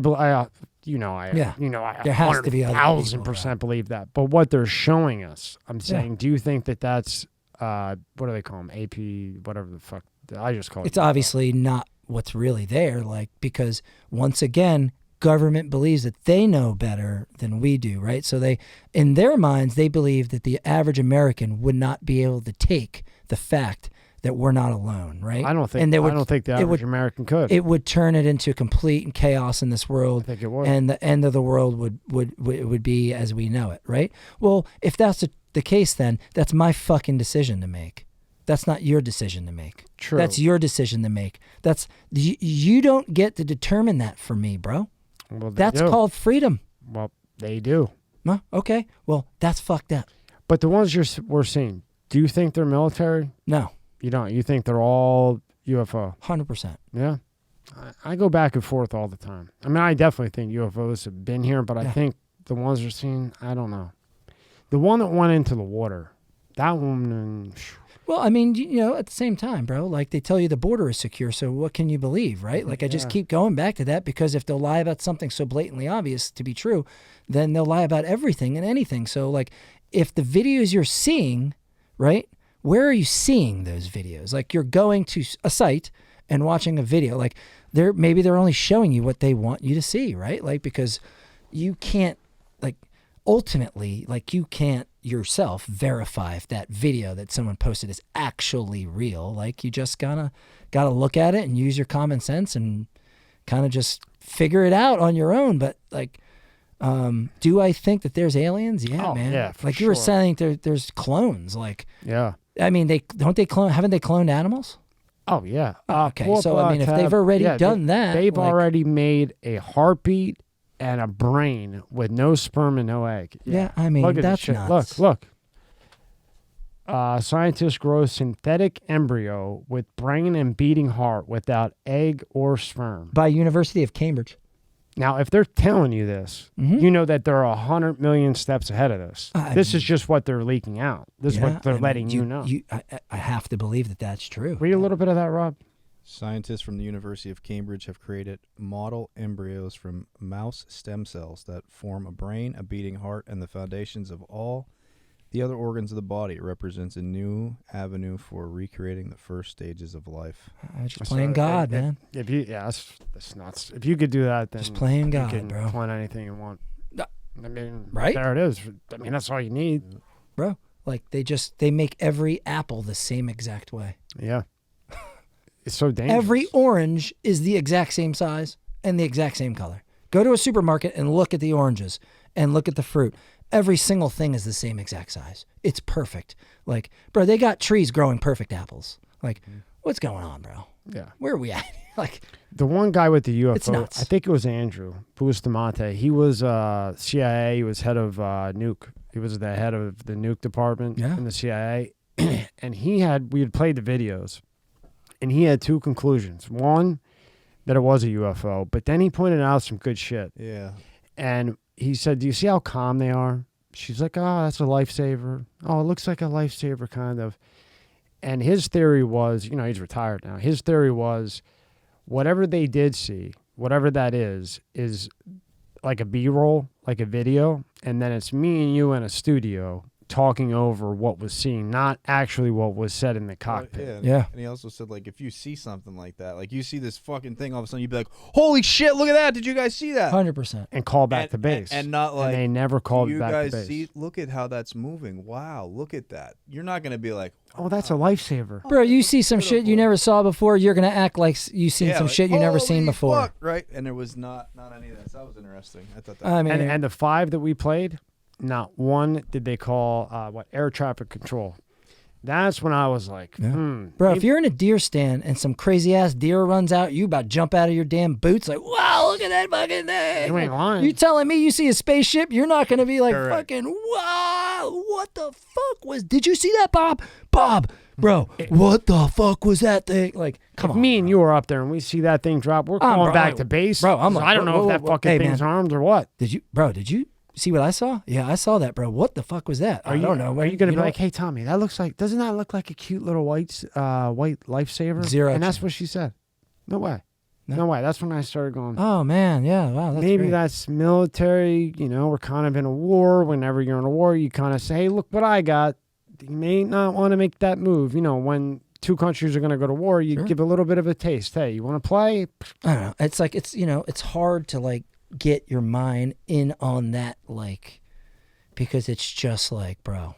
So with me, what came first, the chicken or the egg? And we can just keep going down that road all day. Like, what is going on? Like, so with me, we because can't I'm figure so that out. into it, I'm like so into it. I always read about it. I like the new planets that they find and shit. With the sightings, I just push it to the side because I don't know. It could be, it couldn't be. It's odd that all of a sudden right now when all this border shit's going on, inflation. Oh, there's UFOs. What a great distraction. Look over here. Look at the shiny thing. Look bright up, shiny like this object. is the perfect time. So to me, the thing that drives and then me you can write a book. Now remember that too. So like if you're one of these commanders that are up there, you're retired, and you saw something crazy. Yeah. Now you come out. It's an opportunity. Maybe you did see something, but maybe not quite the way you're explaining it. But now you can write a book. You can write a book and make a couple million, maybe. So there's a lot behind that. So I just stick to the other shit. Like scientists, astrophysicists that have been studying it for years and years and years and years, and go by that. Because being that this is released at such an odd time, you don't know what to believe and not to believe. You can't even believe the border. Well, so you believe in science, not political science. Correct. Okay. That's what I believe in too. Real science, not political Real science. Right. Like when somebody says, okay, here's data.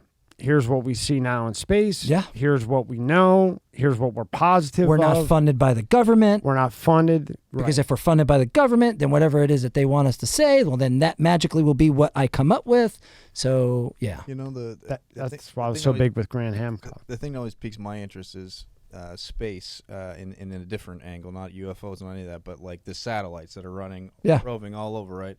The easiest way to take us down is to knock off those satellites. Yeah. Everything, our GPS, everything is controlled by these satellites in space. So, I always wonder how much is China and Russia, I'm sure they are invested in trying to do something like that, and how much are we invested in trying to protect that? We don't think about that a lot. We're heavily invested in trying to do the same thing to them. Yeah. So if they do it to us, they know that happens to us, that happens to them. Yeah. It's just kind of tit for tat. Like, you nuke us, we nuke you. You nuke us, we nuke you. And then until, like, what are we doing here? Right? Like, that's why, like, you see these stalemates in war, man, because we just talk about, we got nukes, but, dude, like, if Putin fires a nuke, man, like, just don't even show up to your job tomorrow morning. Start getting your family ready for the eventual end that is shortly after that. Because once that happens, bro, there's no going back from that. I don't see. You detonate a nuke, bro. That's a big problem. That's a big problem, man. That's a real big problem just for the entire world too, man, because there's a lot of people and a lot of countries that also have nukes. It's just not Russia and the United States. Pakistan has nukes. Iran has nukes. North Korea has nukes. Even though they say they don't, they do. And if they want them, it ain't hard to get them because Russia has them and China has them. And guess what? Both of them are more than happy to supply someone else with a nuke if they are willing to fire that bitch off. So that's the thing is like, we're not the only ones with nukes. And once it gets to that point, it's like, bro, there will be pandemonium in this country when that happens, bro, because people are going to think that's it.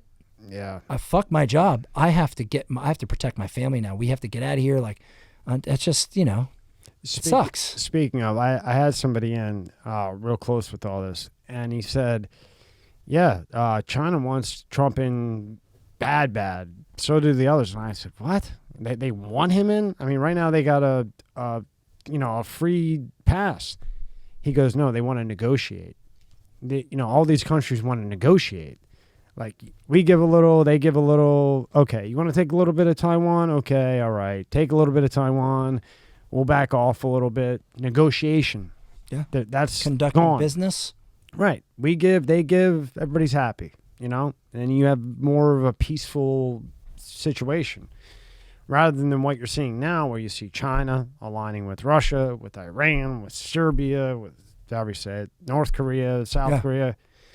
That's a hell of a lineup.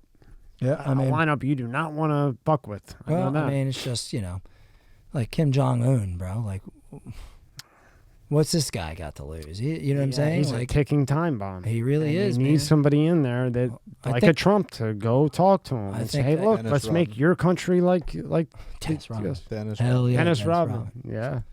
They made Rolex. They made a Rolex, really. And he went to California instead of Miami. He made a Rolex? No, Rolex came to him, and they made a Dennis Rodman Rolex, and they were supposed to do the shoot in Miami. For whatever reason, he thought he was supposed to go to California. They're down in Miami waiting for him, Bobby and AJ and these other guys that manage him. Yeah. And Bobby's the video guy. And here's Dennis in California. Where are you guys? Hanging out, man. And they're like, Dennis, it was in Miami, like right down the street. But he ended up doing eventually getting to the shoot. Yeah. But kind of funny. Pull up John's Instagram. I love it. You always got good shit on your Instagram. My favorite is the slow-mo of your truck. Oh, yeah. That Kari Lake picture. She was awesome, dude. I think she might be in the running. Dude, she's awesome. She's an absolute savage, bro. How do you think she would be as a president? Amazing. I saw a great video. She doesn't take any shit. She knows how to handle the media because she was the media. She's very down to earth. She is very aggressive, and she loves the country, man. Loves this country, bro. Did you see the video of her? She was walking in. I think it was the night of the election, and she was walking into, her whatever party thing.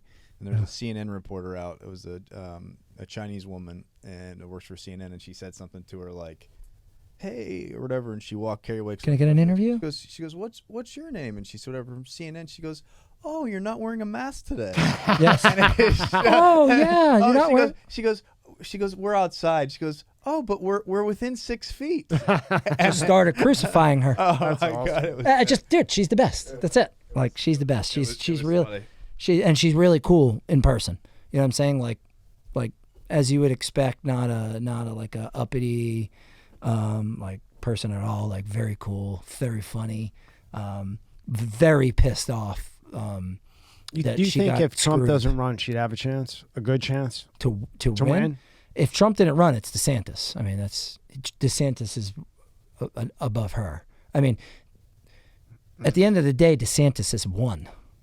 Is what? He won. Like, it's going to end up that she does not become the governor of Arizona, because that is what's going to happen. Just like Trump didn't become president of the United States and they screwed the election, they also did the same thing to her. They absolutely screwed her, and it sucks. But she's not going to be the governor of that state. Okay? So, like, at the end of the day, winning does matter too. I think DeSantis will be right here in Florida as long as Trump is involved. I believe that to be the case as well. Yeah.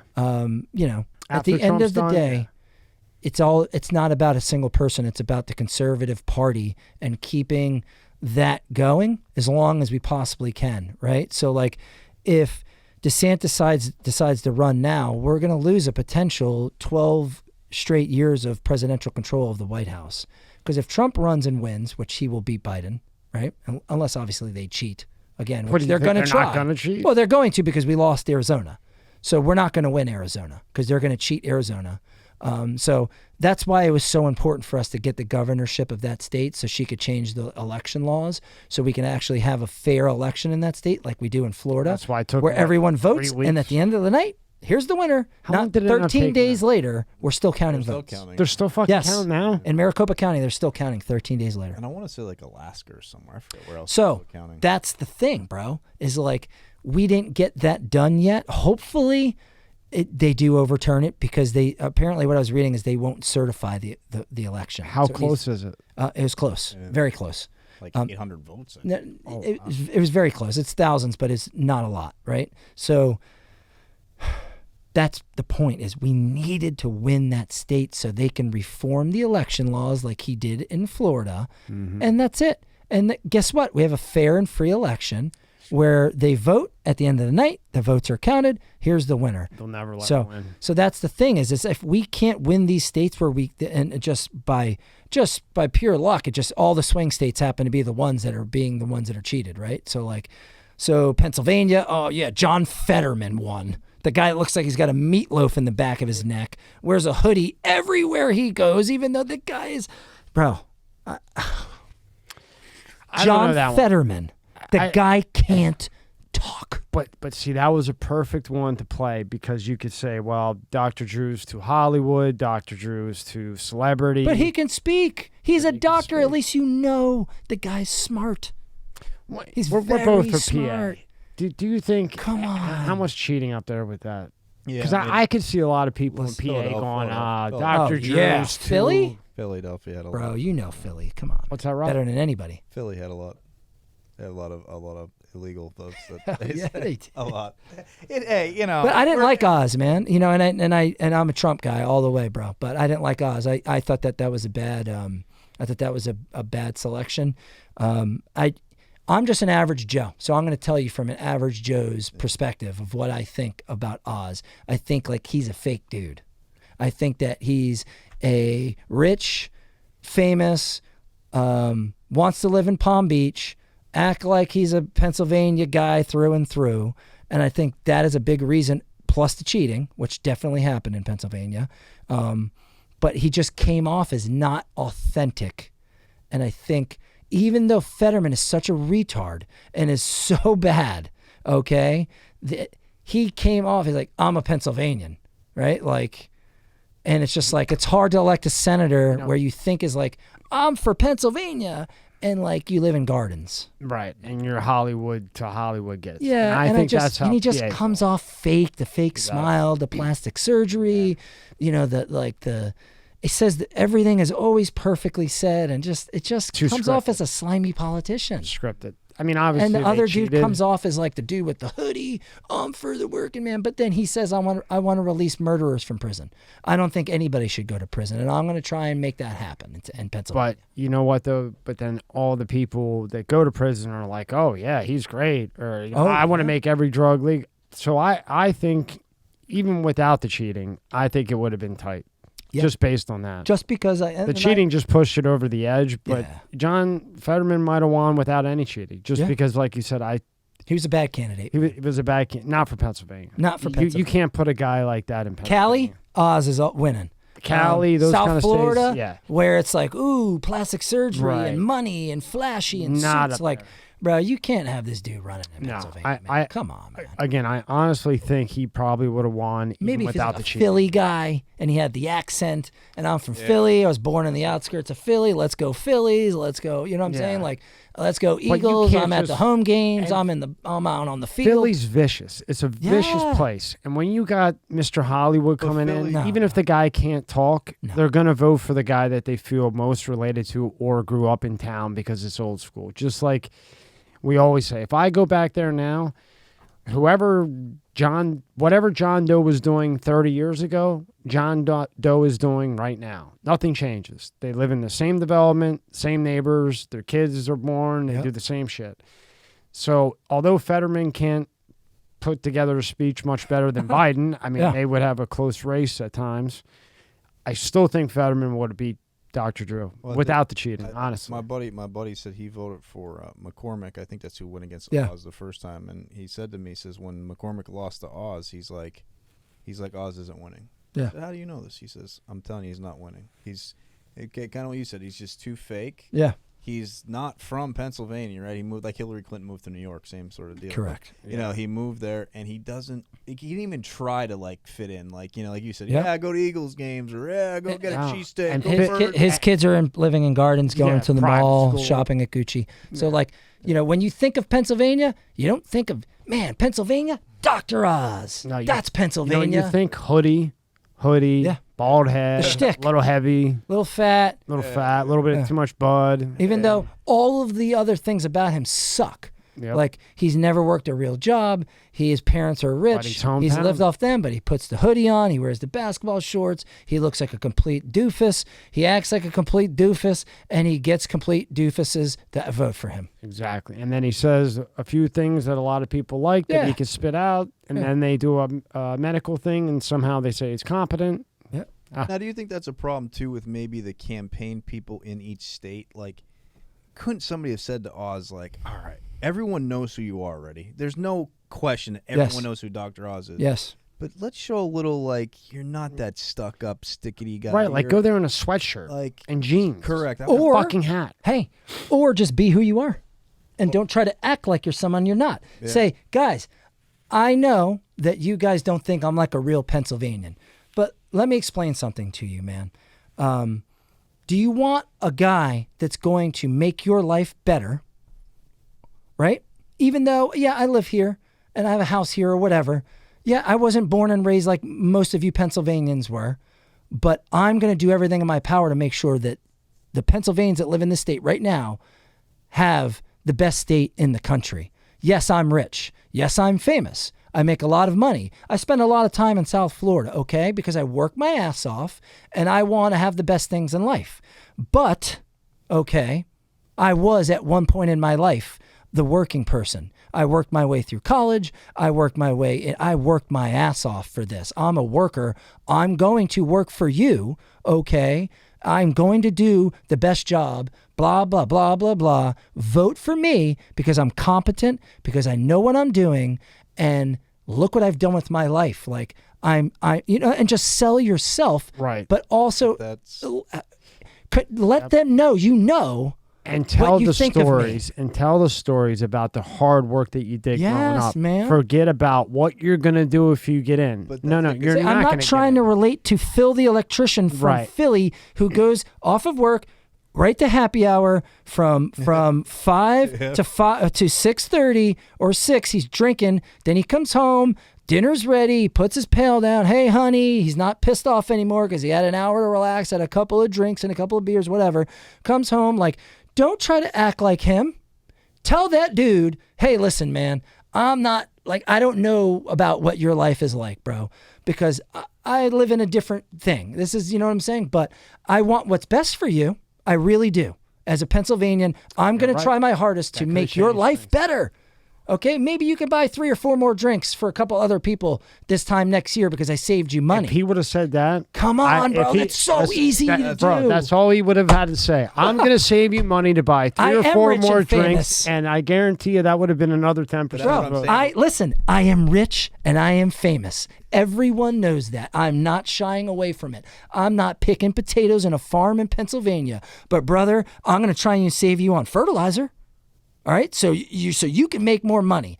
That's what I'm going to try and do because I'm a millionaire. And the reason I'm a millionaire is because I'm good at what I do. And I will be good at what I do for you. If you would have coached him, Done. the outcome might have been different. What do you think? Be who you are. Stop trying to act like you're a fucking plumber. You're not a plumber. You're a fucking rich ass dude. Yeah, that has the best in life, and there's nothing wrong with that. And talk like But improper just once be in a while. that dude. Just say something wrong once. Bro, they always try to be someone they're He not. could have And ate a cheesesteak. Yes, I haven't seen come on, bro. Go to a a fucking cheesesteak. Yeah, Bro, go to a rally, and you're rich, Phillies right? are Buy in the wor- everybody cheesesteaks. fuck yeah. Yeah, Go into, that's what bro, he should have. he's knocking on doors trying to convince people that he's a Pennsylvanian. Yeah. I'm going into bars at 5 o'clock and buying drinks for everybody, and this bitch is drinking on me tonight. And I'm going in there in jeans and a t-shirt Hell and yeah. drinking with him. Yes, come on, man. I'll tell you what. If you watch the World Series, right? You saw the World Series. Yeah. David Ortiz, Big Papi, was doing the fucking pregame with Alex Rodriguez and all those guys. Yeah. Phillies fans do not like Red Sox fans. Nope. Do not like Yankees fans. Do not like any of that. So Big Papi stands up with a fucking Eagles jersey on, and the fucking crowd loves him now. Yeah. He's like, he's getting free food. He's going around to the cheesesteak Yeah. place. They're giving Big Papi fucking food. All because he wore an Eagles jersey and said, did the Eagles chant. Yeah. Simple stuff. I mean, don't pretend God. what you're not, but just give a little something. Just had to bro, do. That's all I you're had a to do. dude. That's all You I had know to what do. dudes want. Don't be That's all I had to do. don't be so Bougie. fake. Don't be so bougie. Man, we know you're rich. We know that you could literally do anything you want anytime you want to do it. I get that, bro. I'm cool with that. Good for you. But don't act like you go to work every day.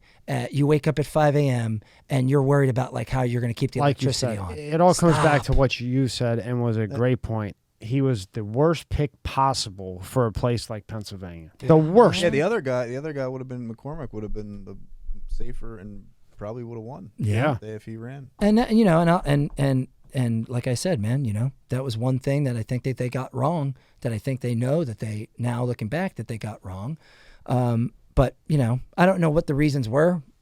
What about Herschel Walker? I was just going to I ask wanted that. Herschel I was just Walker going to ask that. so bad. Well, it's man. well, they are. It's a runoff. It's going to runoff. I want Herschel Walker to that's run still too. not done either. No, it's a runoff. But this is the problem, like I said, with term limits, right, man? Like, How's he looking? How's he looking? it's a runoff, bro. Like, it's going to be neck and neck. What's the percentage chance you think he wins? 50-50, bro. Yeah, literally. It's that close, homie. And how- 50-50. When will we know? December 6th. yeah, Well, 9th or 6th. What? the 6th, but they didn't get 50% of the vote in Georgia, and you Yep. get 50%. Correct. One got like 49.6, the other Yep. got 49.2. Yeah. So none of them got the threshold for 50. Yep. So those two have to run, and now the third guy's out. There was another guy who got A libertarian some votes. got like 2% or Yeah, something. so he's gone. Now it's just them two. And So now they're fighting for those votes, essentially. correct. So now whoever gets it gets it. So it could come down to 200 votes. That libertarian got like 80,000 votes or 130,000 votes. And now they're like, bro, we got to get these votes from this guy. This is going to be the difference between making it or not. Well, how do you get those votes? Well, you Just, run again. well, they're Oh, going to they're have, doing it again? they're doing it again. Holy shit. Yeah, they're already, Herschel Walker campaigned the night after the election. That next day, he held a rally. Oh, A so it's campaign like to a raise, whole they're nother raising money campaign again. Yeah, for commercials. Wow. Yeah. I hope he pulls it off. Yeah, I hope so. Oh, too, I man. hope so. I hope so. But, you know, like I said, Probably won't, though. it's just, it's How important is Georgia? How- George, I mean, it's gigantic. Is it? It's gigantic. I mean, Why that's is the it- difference between them having control of the Senate or not. Really? Yeah. Holy shit. So that's really important. It's incredibly important, man. And Well, I bet they're trying to find every way possible right it's now to like, fucking too, sneak man, that it's like- shit in. God, man, candidates. God, it's just so tough to find good candidates, man. Yep. Nobody wants to run, bro. Because they're going Because to it's take up the dirt on you, too. brutal. If you've ever done anything in your life, It's it's going to come out. Brutal. They go through your family. They destroy everything and anything. they Family don't should care. be off limits. It should be off limits. You shouldn't be allowed to do that. Bro, it's brutal, man. That's why nobody wants to put themselves through it. And people ask me all the time, when are you running, bro?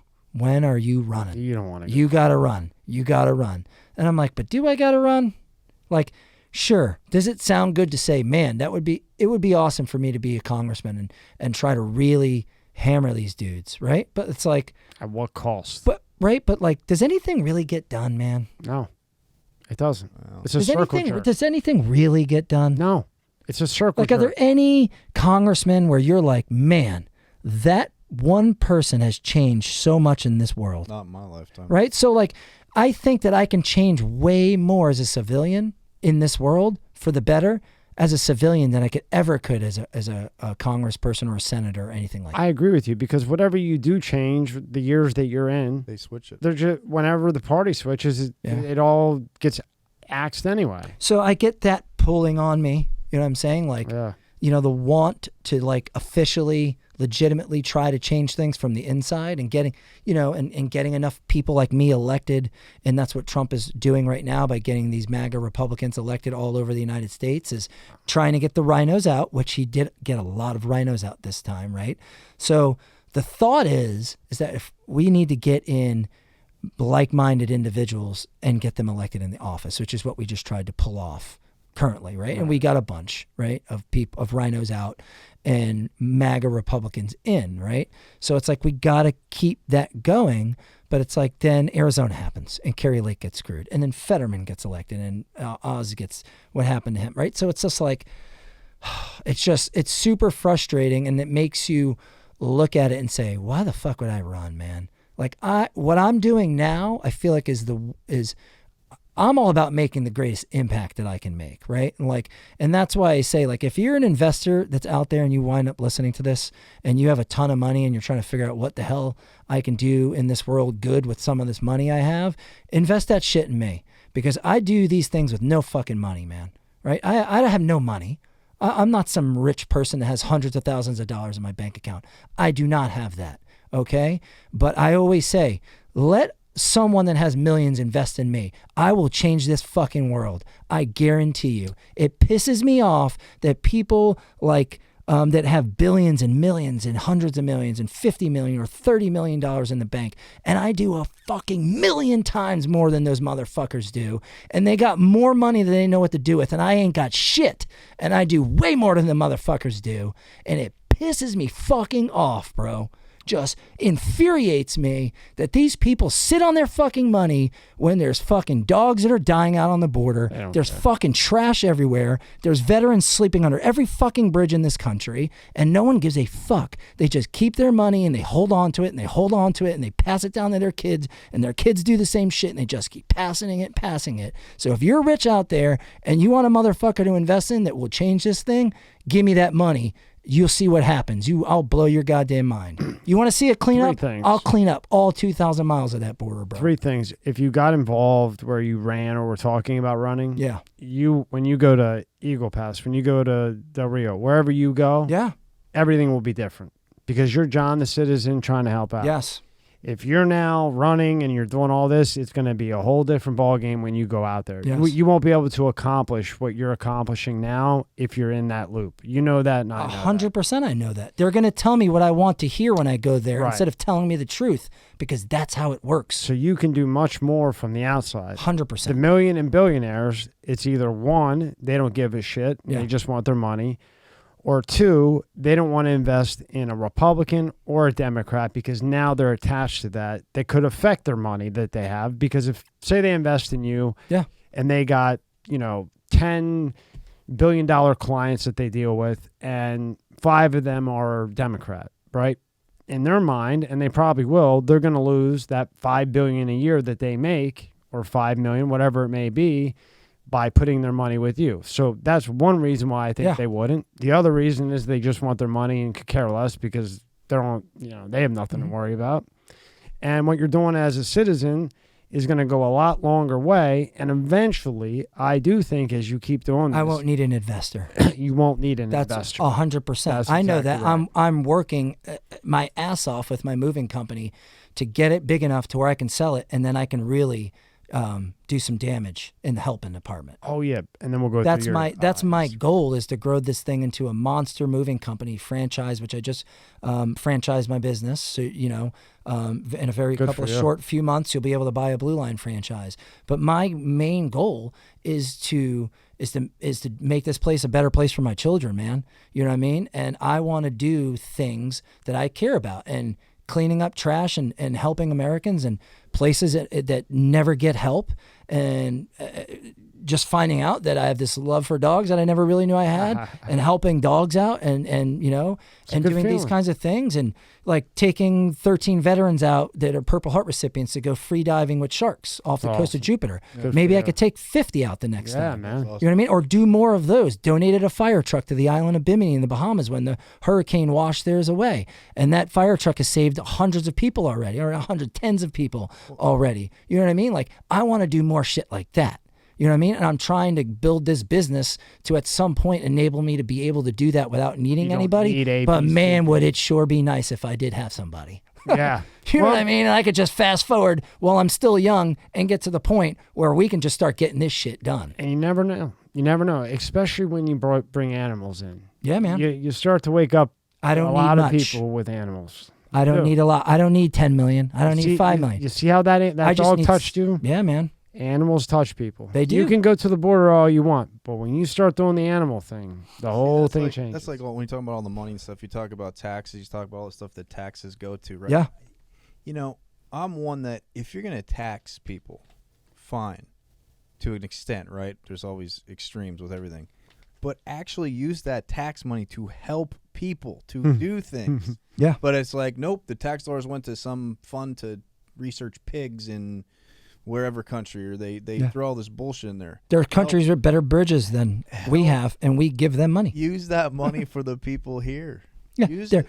Use all these it. countries have better, like there's so many, we're ranked, 32nd in the world in education? I think we're They're- way down. Whatever the number is, Our all reading those is like countries 64. that are in front of us, we give almost every one of those Like, countries if you, money. If you actually Our knew, money. if you actually knew where your tax dollars were going, like if you physically Yeah. knew, like, John, we're going to use this money, this Yeah. actual money out of your paycheck, it's going to go to help a veteran. Ukraine. Well, but if Yeah. they, but instead, if it Ukraine was Of to, course. What? it was to help Ukraine for what? If it was to help a veteran, you might be more To go to like, you know FTX. what? Oh. That's fine. I'm happy with my Yes. taxes going to helping that. 100% But correct. we don't know where our taxes And we're $30 trillion in debt. So obviously the money we give them is not going where it's supposed to go because there should be no debt, right? But there were $30 trillion in debt, and that's the problem. Is they spend tax money on trying to convince you that trannies reading stories to children is like the right thing to do in El Salvador. Like Google that. That's a real thing that happened. The government gave grants to places in El Salvador for trannies to like read books to children and stuff like that in El Salvador. So that's real. Put trannies, U.S. government money, El Salvador, and the story will come up. Yeah, you have to go to Google and do it. You don't even have to put book reading. Just put like government grant El Can you Salvador. explain to me what happened with GoFundMe? We've been trying to get a clear answer.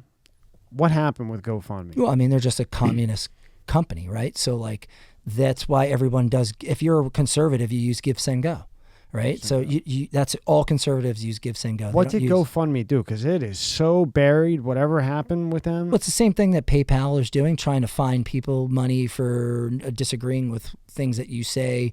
GoFundMe is controlling. Like if I want to start a GoFundMe for Donald Trump to get him back on Twitter, right? Like they will not allow that to happen.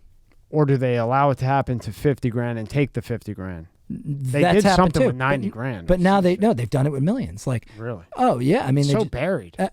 bro, they're another one of those companies that hates us, Wow.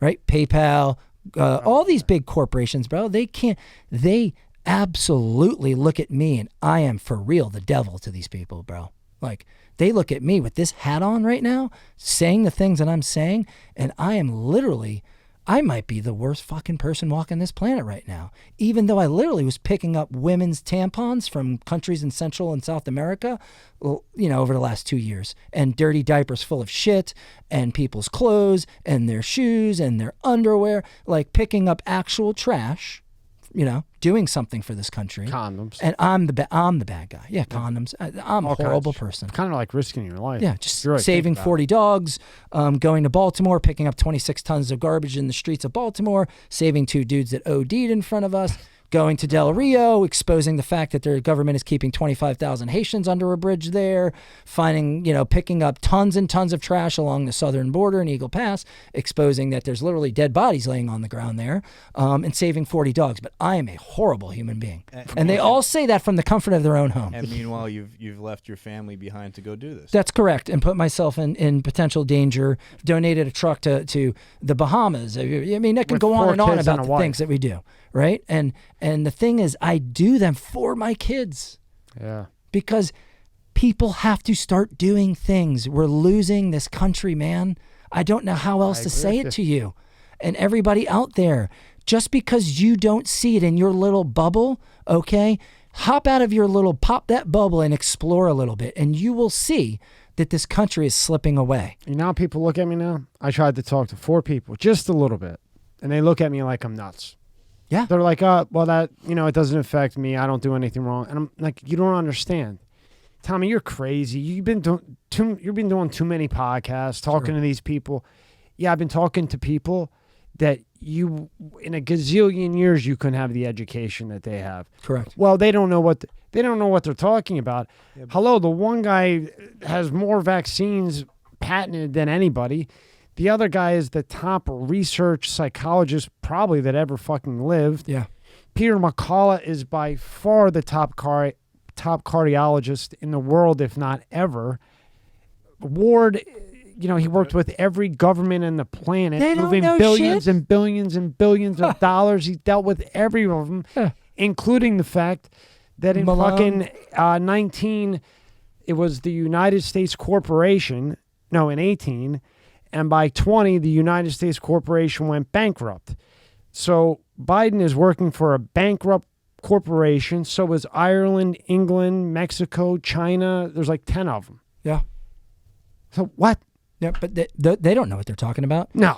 I know who knows what they're talking nuts, about. Right? You know who knows what they're talking about, right? It's the government. They know what they're talking about. Right. Did you find? But that I can't. It's not popping up. Sorry. Yeah. So that they were sort of giving money to El Salvador when he's Central American country. Maybe it was a Central American country. It wasn't El Salvador. It was one of them. But they were giving money to them to learn about. They're trying to bring that shit down there, right? And like this is a very religious place. But that's the thing, man. It's like I have to do something at this point, man. I can't have trainees reading books to kids, bro. No. I just can't have it, man. Did you see? I gotta like start doing something for this country. And did you see What Is a Woman? Yeah. Oh yeah. Walsh? Yeah. I'll wake it. These people. Did you see that yet? Yeah. Oh, you got to watch Matt Walsh. That. I mean, he goes and interviews these people, and it's not like they don't. I mean, they know he's got cameras there, and half of them are just talking like, "Well, yeah, yeah, we talk about sometimes 7 years old, sometimes 8, 7 and 8. They don't even know who they are at 7 and 8." Pull up John's Instagram before I go nuts on that one. These people. Because I have a daughter now. Oh, come on. Fuck. Man. They're coming for. Trust me, they are coming for her. Well, they want to control going anywhere. They want to control that heart and that mind, happen. bro. I'll be Mr. Teacher. Yeah. I'll go back to hell to school if I need to. You have to. I have to. You have to be involved in your kids' lives like that because when they go to school, they're telling their kids that cops are bad people. Well, I'll tell you right now, unless things change, she's not going to school. She's not going to public school. And have you ever noticed in your life? I'm just going to say something to you, and you tell me the first thought that pops into your mind about this kind of group of people: homeschooled kids. First thing you think of, like when you think of homeschooled kids, growing up throughout your whole life. Stupid. They're not going to have any social skills. Keep going. Social skills. No social. No way. There's no way they're going to have no social skills, right? Yeah, they'll have no social skills. They won't have friends. Yeah. They're going to be like secluded from everybody else. Right. And now I'm saying, then you're like, fuck, I'm putting my kid in government-controlled school. Yeah. No. Right? Me? No, that's what I'm saying. Oh, like, yeah. They get you to think like, right. That is what your kid, they're telling you about your kid, bro. Right. That your kid is going to be this and that and this and that. If you don't put him in government-controlled school, he will be this person. Yep. And you're like, oh, put him in government-controlled school? I don't want him to be this person, even though that's the best person. This is the person he should be. Right. I don't want him to be a mute. I want him to be in sports and have friends and people to hang out with. No. Now even though here's the house. Yes, even though oh, my kid's 7 years old, he's homeschooled. How is he going to play sports? I don't know. Like you just sign him up for baseball, and fucking drive him at there? The local town, and then he plays baseball. Like what? Like it's not that hard. You don't have to go to school to play a sport. I don't know if you know that or not. Yeah, I'd have to read. Man, and also, did you know if you're homeschooled, say you go to homeschool, you're homeschooled in high school, right? You can still play for the school that you're zoned for. You can be the quarterback of that team and not even go to that high school. But John, you'd have to get off social media to read that. You could, but that, come on, those homeschool kids, they're going to be like little zombies running around. You can't. Oh yeah, no, I think they're probably going to be. Those kids are going to be like ones, the crazy kids. Those are probably the ones that go shoot up a school. You mean get your kid in that government control. What you mean is they're going to be the ones that aren't getting sex changes at 8 years old? Yeah. Oh, okay. They can't have you, Kevin, your kids at home because they need your kid learning about stories from a transvestite. Oh, great. And there's no wood shop. There's no cooking class. No. There's no nothing. And history is not history. And you better have a rainbow flag somewhere. Oh, that's right. Because if you don't, then you don't like gays, even though like your kid's in like second grade, doesn't even know what that is. What? And nor would she give third, a shit. Or fourth grade, or fifth grade, or what are we talking about gay? Why are we even bringing that up? Why is my teacher telling my kids that she's a lesbian? What? I don't understand what's going on. So that is that? Like, that's school, bro. Yep. And it's not every school. It's not like this everywhere, but it is happening. And to say that it's not happening that's just a dumb thing to say. Because it is definitely happening in a lot of schools. Knows that if it will not be in every school.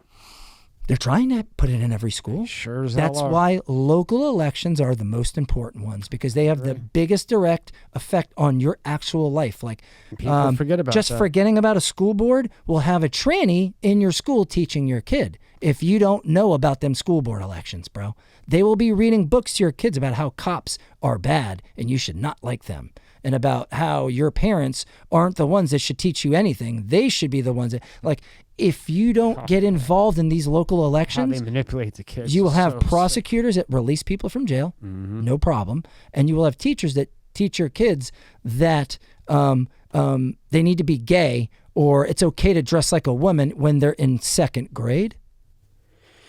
Like, they're still sleeping a nappy time in school. Like, why does my kid know that you're a lesbian? Doesn't even know what that is. But he just told me, my teacher told me tell that. John the story. John will love this one. You got to tell him, Rob, then we'll do his Instagram. Then we'll let him out of the handcuffs. My son last year came home and said to me that one of the teachers, Mr., let's just use the name Smith. I actually don't remember the name.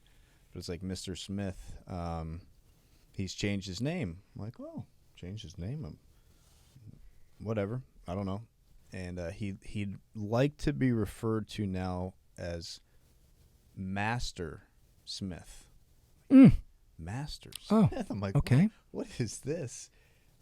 He's, I guess, not a man or a woman. Yeah. He's, of course not. whatever. He's mentally ill. Keep going. He is Master Smith. So I sent an email and I put, Dear Mr. with the big M and the big R period, Smith.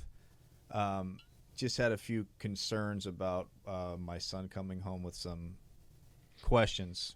The man never responded back to me. That's weird. Ever. So, yeah. And those are the people teaching kids.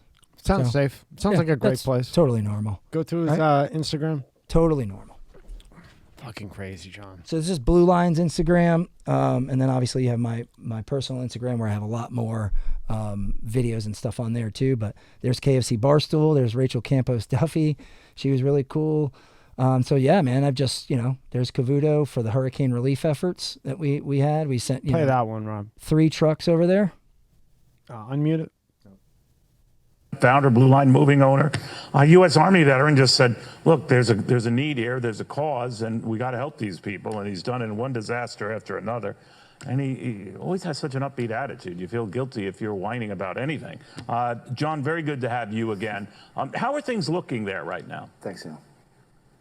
I'll tell you what, I've never seen people working together so great, man. I mean, the attitudes of all the people, there's no politics down there right now. It's just they even Americans put helping Blue Line Americans. Moving up there. Floridians giving back from all over the state, driving there, bringing donations, tarping roofs. I've never seen so many church disaster services in one spot at one time, just helping people. The attitudes are upbeat, they're recovering, and they're doing well with the help of so many people. What do folks need there, John? What do you need? They need tarps. It seemed like every roof that I saw there had some kind of damage to it. It didn't look like anybody escaped, at least missing something from their roof. So there's a shortage of tarps down there, so we're trying to focus on getting tarps and roofing supplies over there so we can get people their roofs patched up and tarped up, and then also socks, children's Motrin and Tylenol, diapers and wipes, stuff like that. The basic necessities are still in need. So we're still collecting over here in Jupiter, Florida, at Blue Line Moving and Tiki 52. These are some of the drop spots that we have lined up, and people are bringing donations like crazy. And you're leading that effort. John, thank you very, very much. John Rouke, we will update the kind of supplies. Congratulations on that, man. Yeah, thank you. Let's scroll through a couple more. Yeah, that was down there, man. Like, it was freaking nuts. There it is. There's people like brought generators. Like, that was a church we donated those generators to.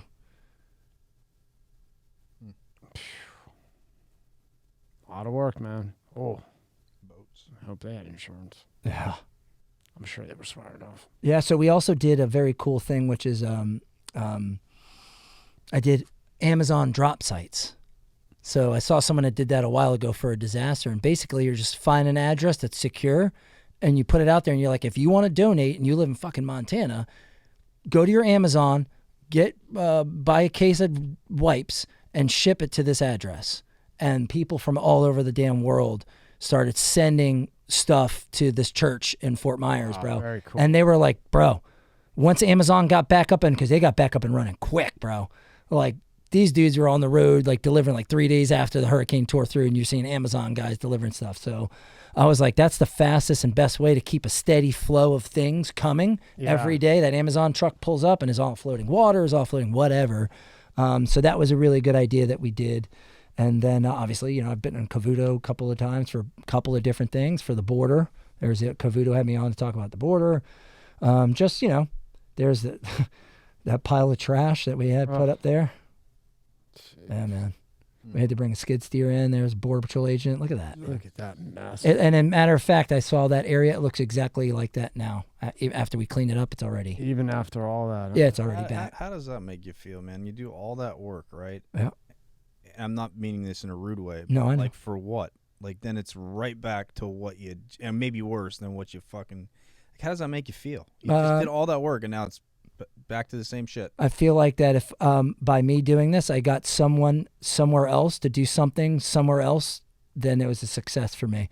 Like, I know going into it that as soon as I clean it up, it's just going to become dirty again. But maybe I motivated somebody somewhere else that saw me get off my ass and do something, and maybe they decided, you know what, I'm going to do something too, and I'm going to clean up the beach in my town or whatever. That's me. For me, that's what it was really about. I know what's going to happen there. Or worst case, it's not double. Yeah. Right? No. I mean, we definitely made a difference. Yeah. We obviously got a lot of garbage removed from that area, but I also know that as long as the border's open, they're going to keep putting trash there. You know what I mean? As long as the leadership inside Baltimore never changes and they keep electing the same people to office, that trash that we picked up, those 26 tons are going to go right back into the same spots, because these people are trapped in a cycle of Democratic voting. They can't escape. They refuse to escape because the Democrats literally give them everything. They give them the roof over their head. They give them the food that goes on their plate. They give them the cell phones they make their phone calls with. They give them their health care, their education. They give them every single damn thing. So you have no shot. That's it. That's it. Period. End of story. They will never vote different. Ever. So if somebody wants to help you out, where can they go? Yeah, they can go to bordercleanup.com if you like to donate to my relief effort, various relief efforts. It's usually not one thing, man. I'm down to do anything that's going to help something or somebody that I know that I can kind of control, and it's something that it's not too crazy to where it's going to literally have me pulling my hair out of my head, but something that I'm familiar with that I can do. Donate to bordercleanup.com. I have We Fund the Blue. That's my nonprofit that I have with my family. And basically what we do with the money is every cleanup we do, we donate $10,000 to the local police department or sheriff's department in the county or city that we do the cleanup in. So we donated $10,000 to Val Verde County Sheriff. We just donated $10,000 to Mavericks County Sheriff Department. So that was part of the thing that I started with the second cleanup. We never donated anything to Baltimore. I never even thought about it. And those who donate, do you email like where it went, what you of did course. with it? Yeah. Very And cool, if you very follow, cool. and we make updates on the website. And if you follow it, and you'll get a tax deduction for it as well. We're legit non for profit. So bordercleanup.com. And then obviously, if you're looking for moving services, unless you're a liberal, do not go to my website. Do not call my phone number. If you, I'm serious. I just don't even want to deal with you. Half of them don't even pay. Like you got to chase them down. It's a freaking nightmare.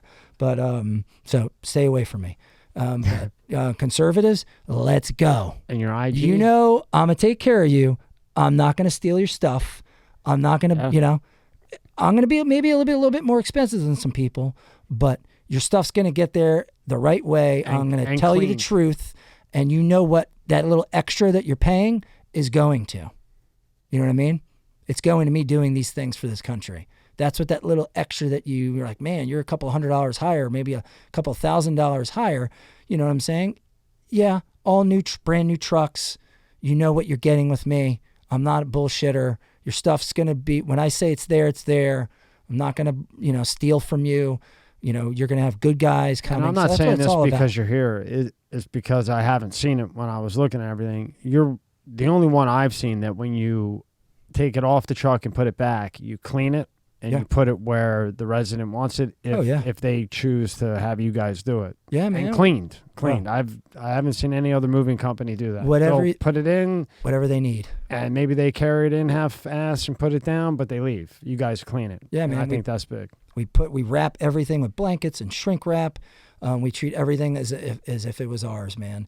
The guys take pride in their work. You know what I mean? Like the guys that I have working for me have been working for me for a while. And your YouTube, make sure you shout out your YouTube. Yeah, and I have a YouTube channel, even though the YouTube likes to give us the business. You know what I'm saying? Obviously, the things that I'm saying and the stuff that I do, YouTube's like, ugh. Oh. Like they, but hit that YouTube up if you want to see some of the videos that maybe they'll allow me to post, but most likely not. And you have Blue Line Moving for Instagram and John Rouke for Instagram. And John Rouke for Facebook, Instagram, Twitter. Hit me up on Twitter. I'd love to go, now that Elon's back in charge, President Trump's back on there. Hopefully he tweets. Hopefully his first tweet is, Blue Line moving. They're moving me back into the White House. Let's go. That's my guy. And we'll have all this in the description. And hey, look, if you can donate $1, $2, every dollar counts. I'm gonna do something with it. You're not donating it to like some big, Red Cross or something where people are making like fucking $200,000 a year or millions of dollars, or $25 million a year. Like, bro, you donate $20, you know what I'm doing. Oh, real quick, I got to tell you the story. So with Ward, so he was moving money for these governments. Who was? Ward. His name's Charlie Ward. Okay. He's moved billions and billions and gazillions of dollars for governments, like just an astronomical amount. So he goes to pick up a load, whatever the case may be, goes into the plane to look, and it says Red Cross. Okay. So he's thinking, fuck, the Red Cross is fucking moving money like this? Like, this doesn't look right. So he goes in and he looks at it. He walks out. He goes, look, guys, this one I'm passing on. They pulled him aside. He didn't know if they were, he didn't know what the outcome would be when he said no, and it was a test. They tested him to see if he would take it with the Red Cross on it. Like, if he was dirty enough to take that with Red Cross, motherfuckers got no heart, no nothing. Yeah. And when he saw it, and remember, he was making 1% on every time he moved $1 billion. Wow. It's a lot of money. Yeah, man. But when he saw the Red Cross, he goes, I didn't know if they were going to kill me. I didn't know what was going to happen, but I couldn't do it. And he walked out. They took him in a car he didn't know, and they said that was just a test to see what you would do if you had heart. You know what I mean? Yeah. Crazy. But with that being said, donate. All that will be in the description. Hell yeah, man. Let's go, bro. And I want to see you with Chugs next time. Yeah, bro. Go get Chugs. Yeah, that's my name for him. Yeah. Her. Boy, right? The little homie. Little homie. Bring in little homie. I want to, man. Go get him. Yeah, I will. I got to get the fleas and the ticks and the worms out of him first. He covered in those. Get your girl to do it. Yeah, she'll She'll do it. She's over there. Shout out to her, too. Lori Simmons. Great job, An Lori. angel, man. She's they are angels. Dude, Big Dog Ranch Rescue. Shout out to them. Unbelievable job these people do, man. The care that they have for animals, it's crazy, man. That not only that her, but the crew that she brought with her, these people, man, are next level care about animals. We'll throw them in the description too. I think they deserve it too. Check them out too as well. Absolutely. All right, John. Well, you better be here with the little homie in about a month or two. Hey, man, who knows what's on the horizon for me? What we're gonna do next? But it's gonna be good. All right, buddy, man. Thank you for always your time. Of course, I appreciate man. it. Trump 2024. Let's effing go. Boom.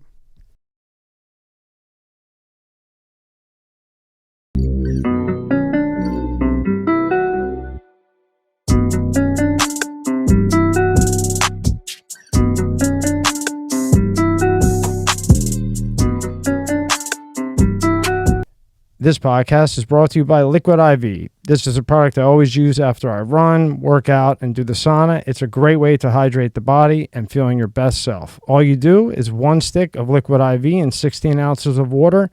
It hydrates the body faster and more efficient than water alone. 3 times the electrolytes as other sports drinks and contains 5 essential vitamins: B5, B12, B3, B6, and vitamin C. It also tastes great. Flavors like watermelon, lemon lime, strawberry, and many more.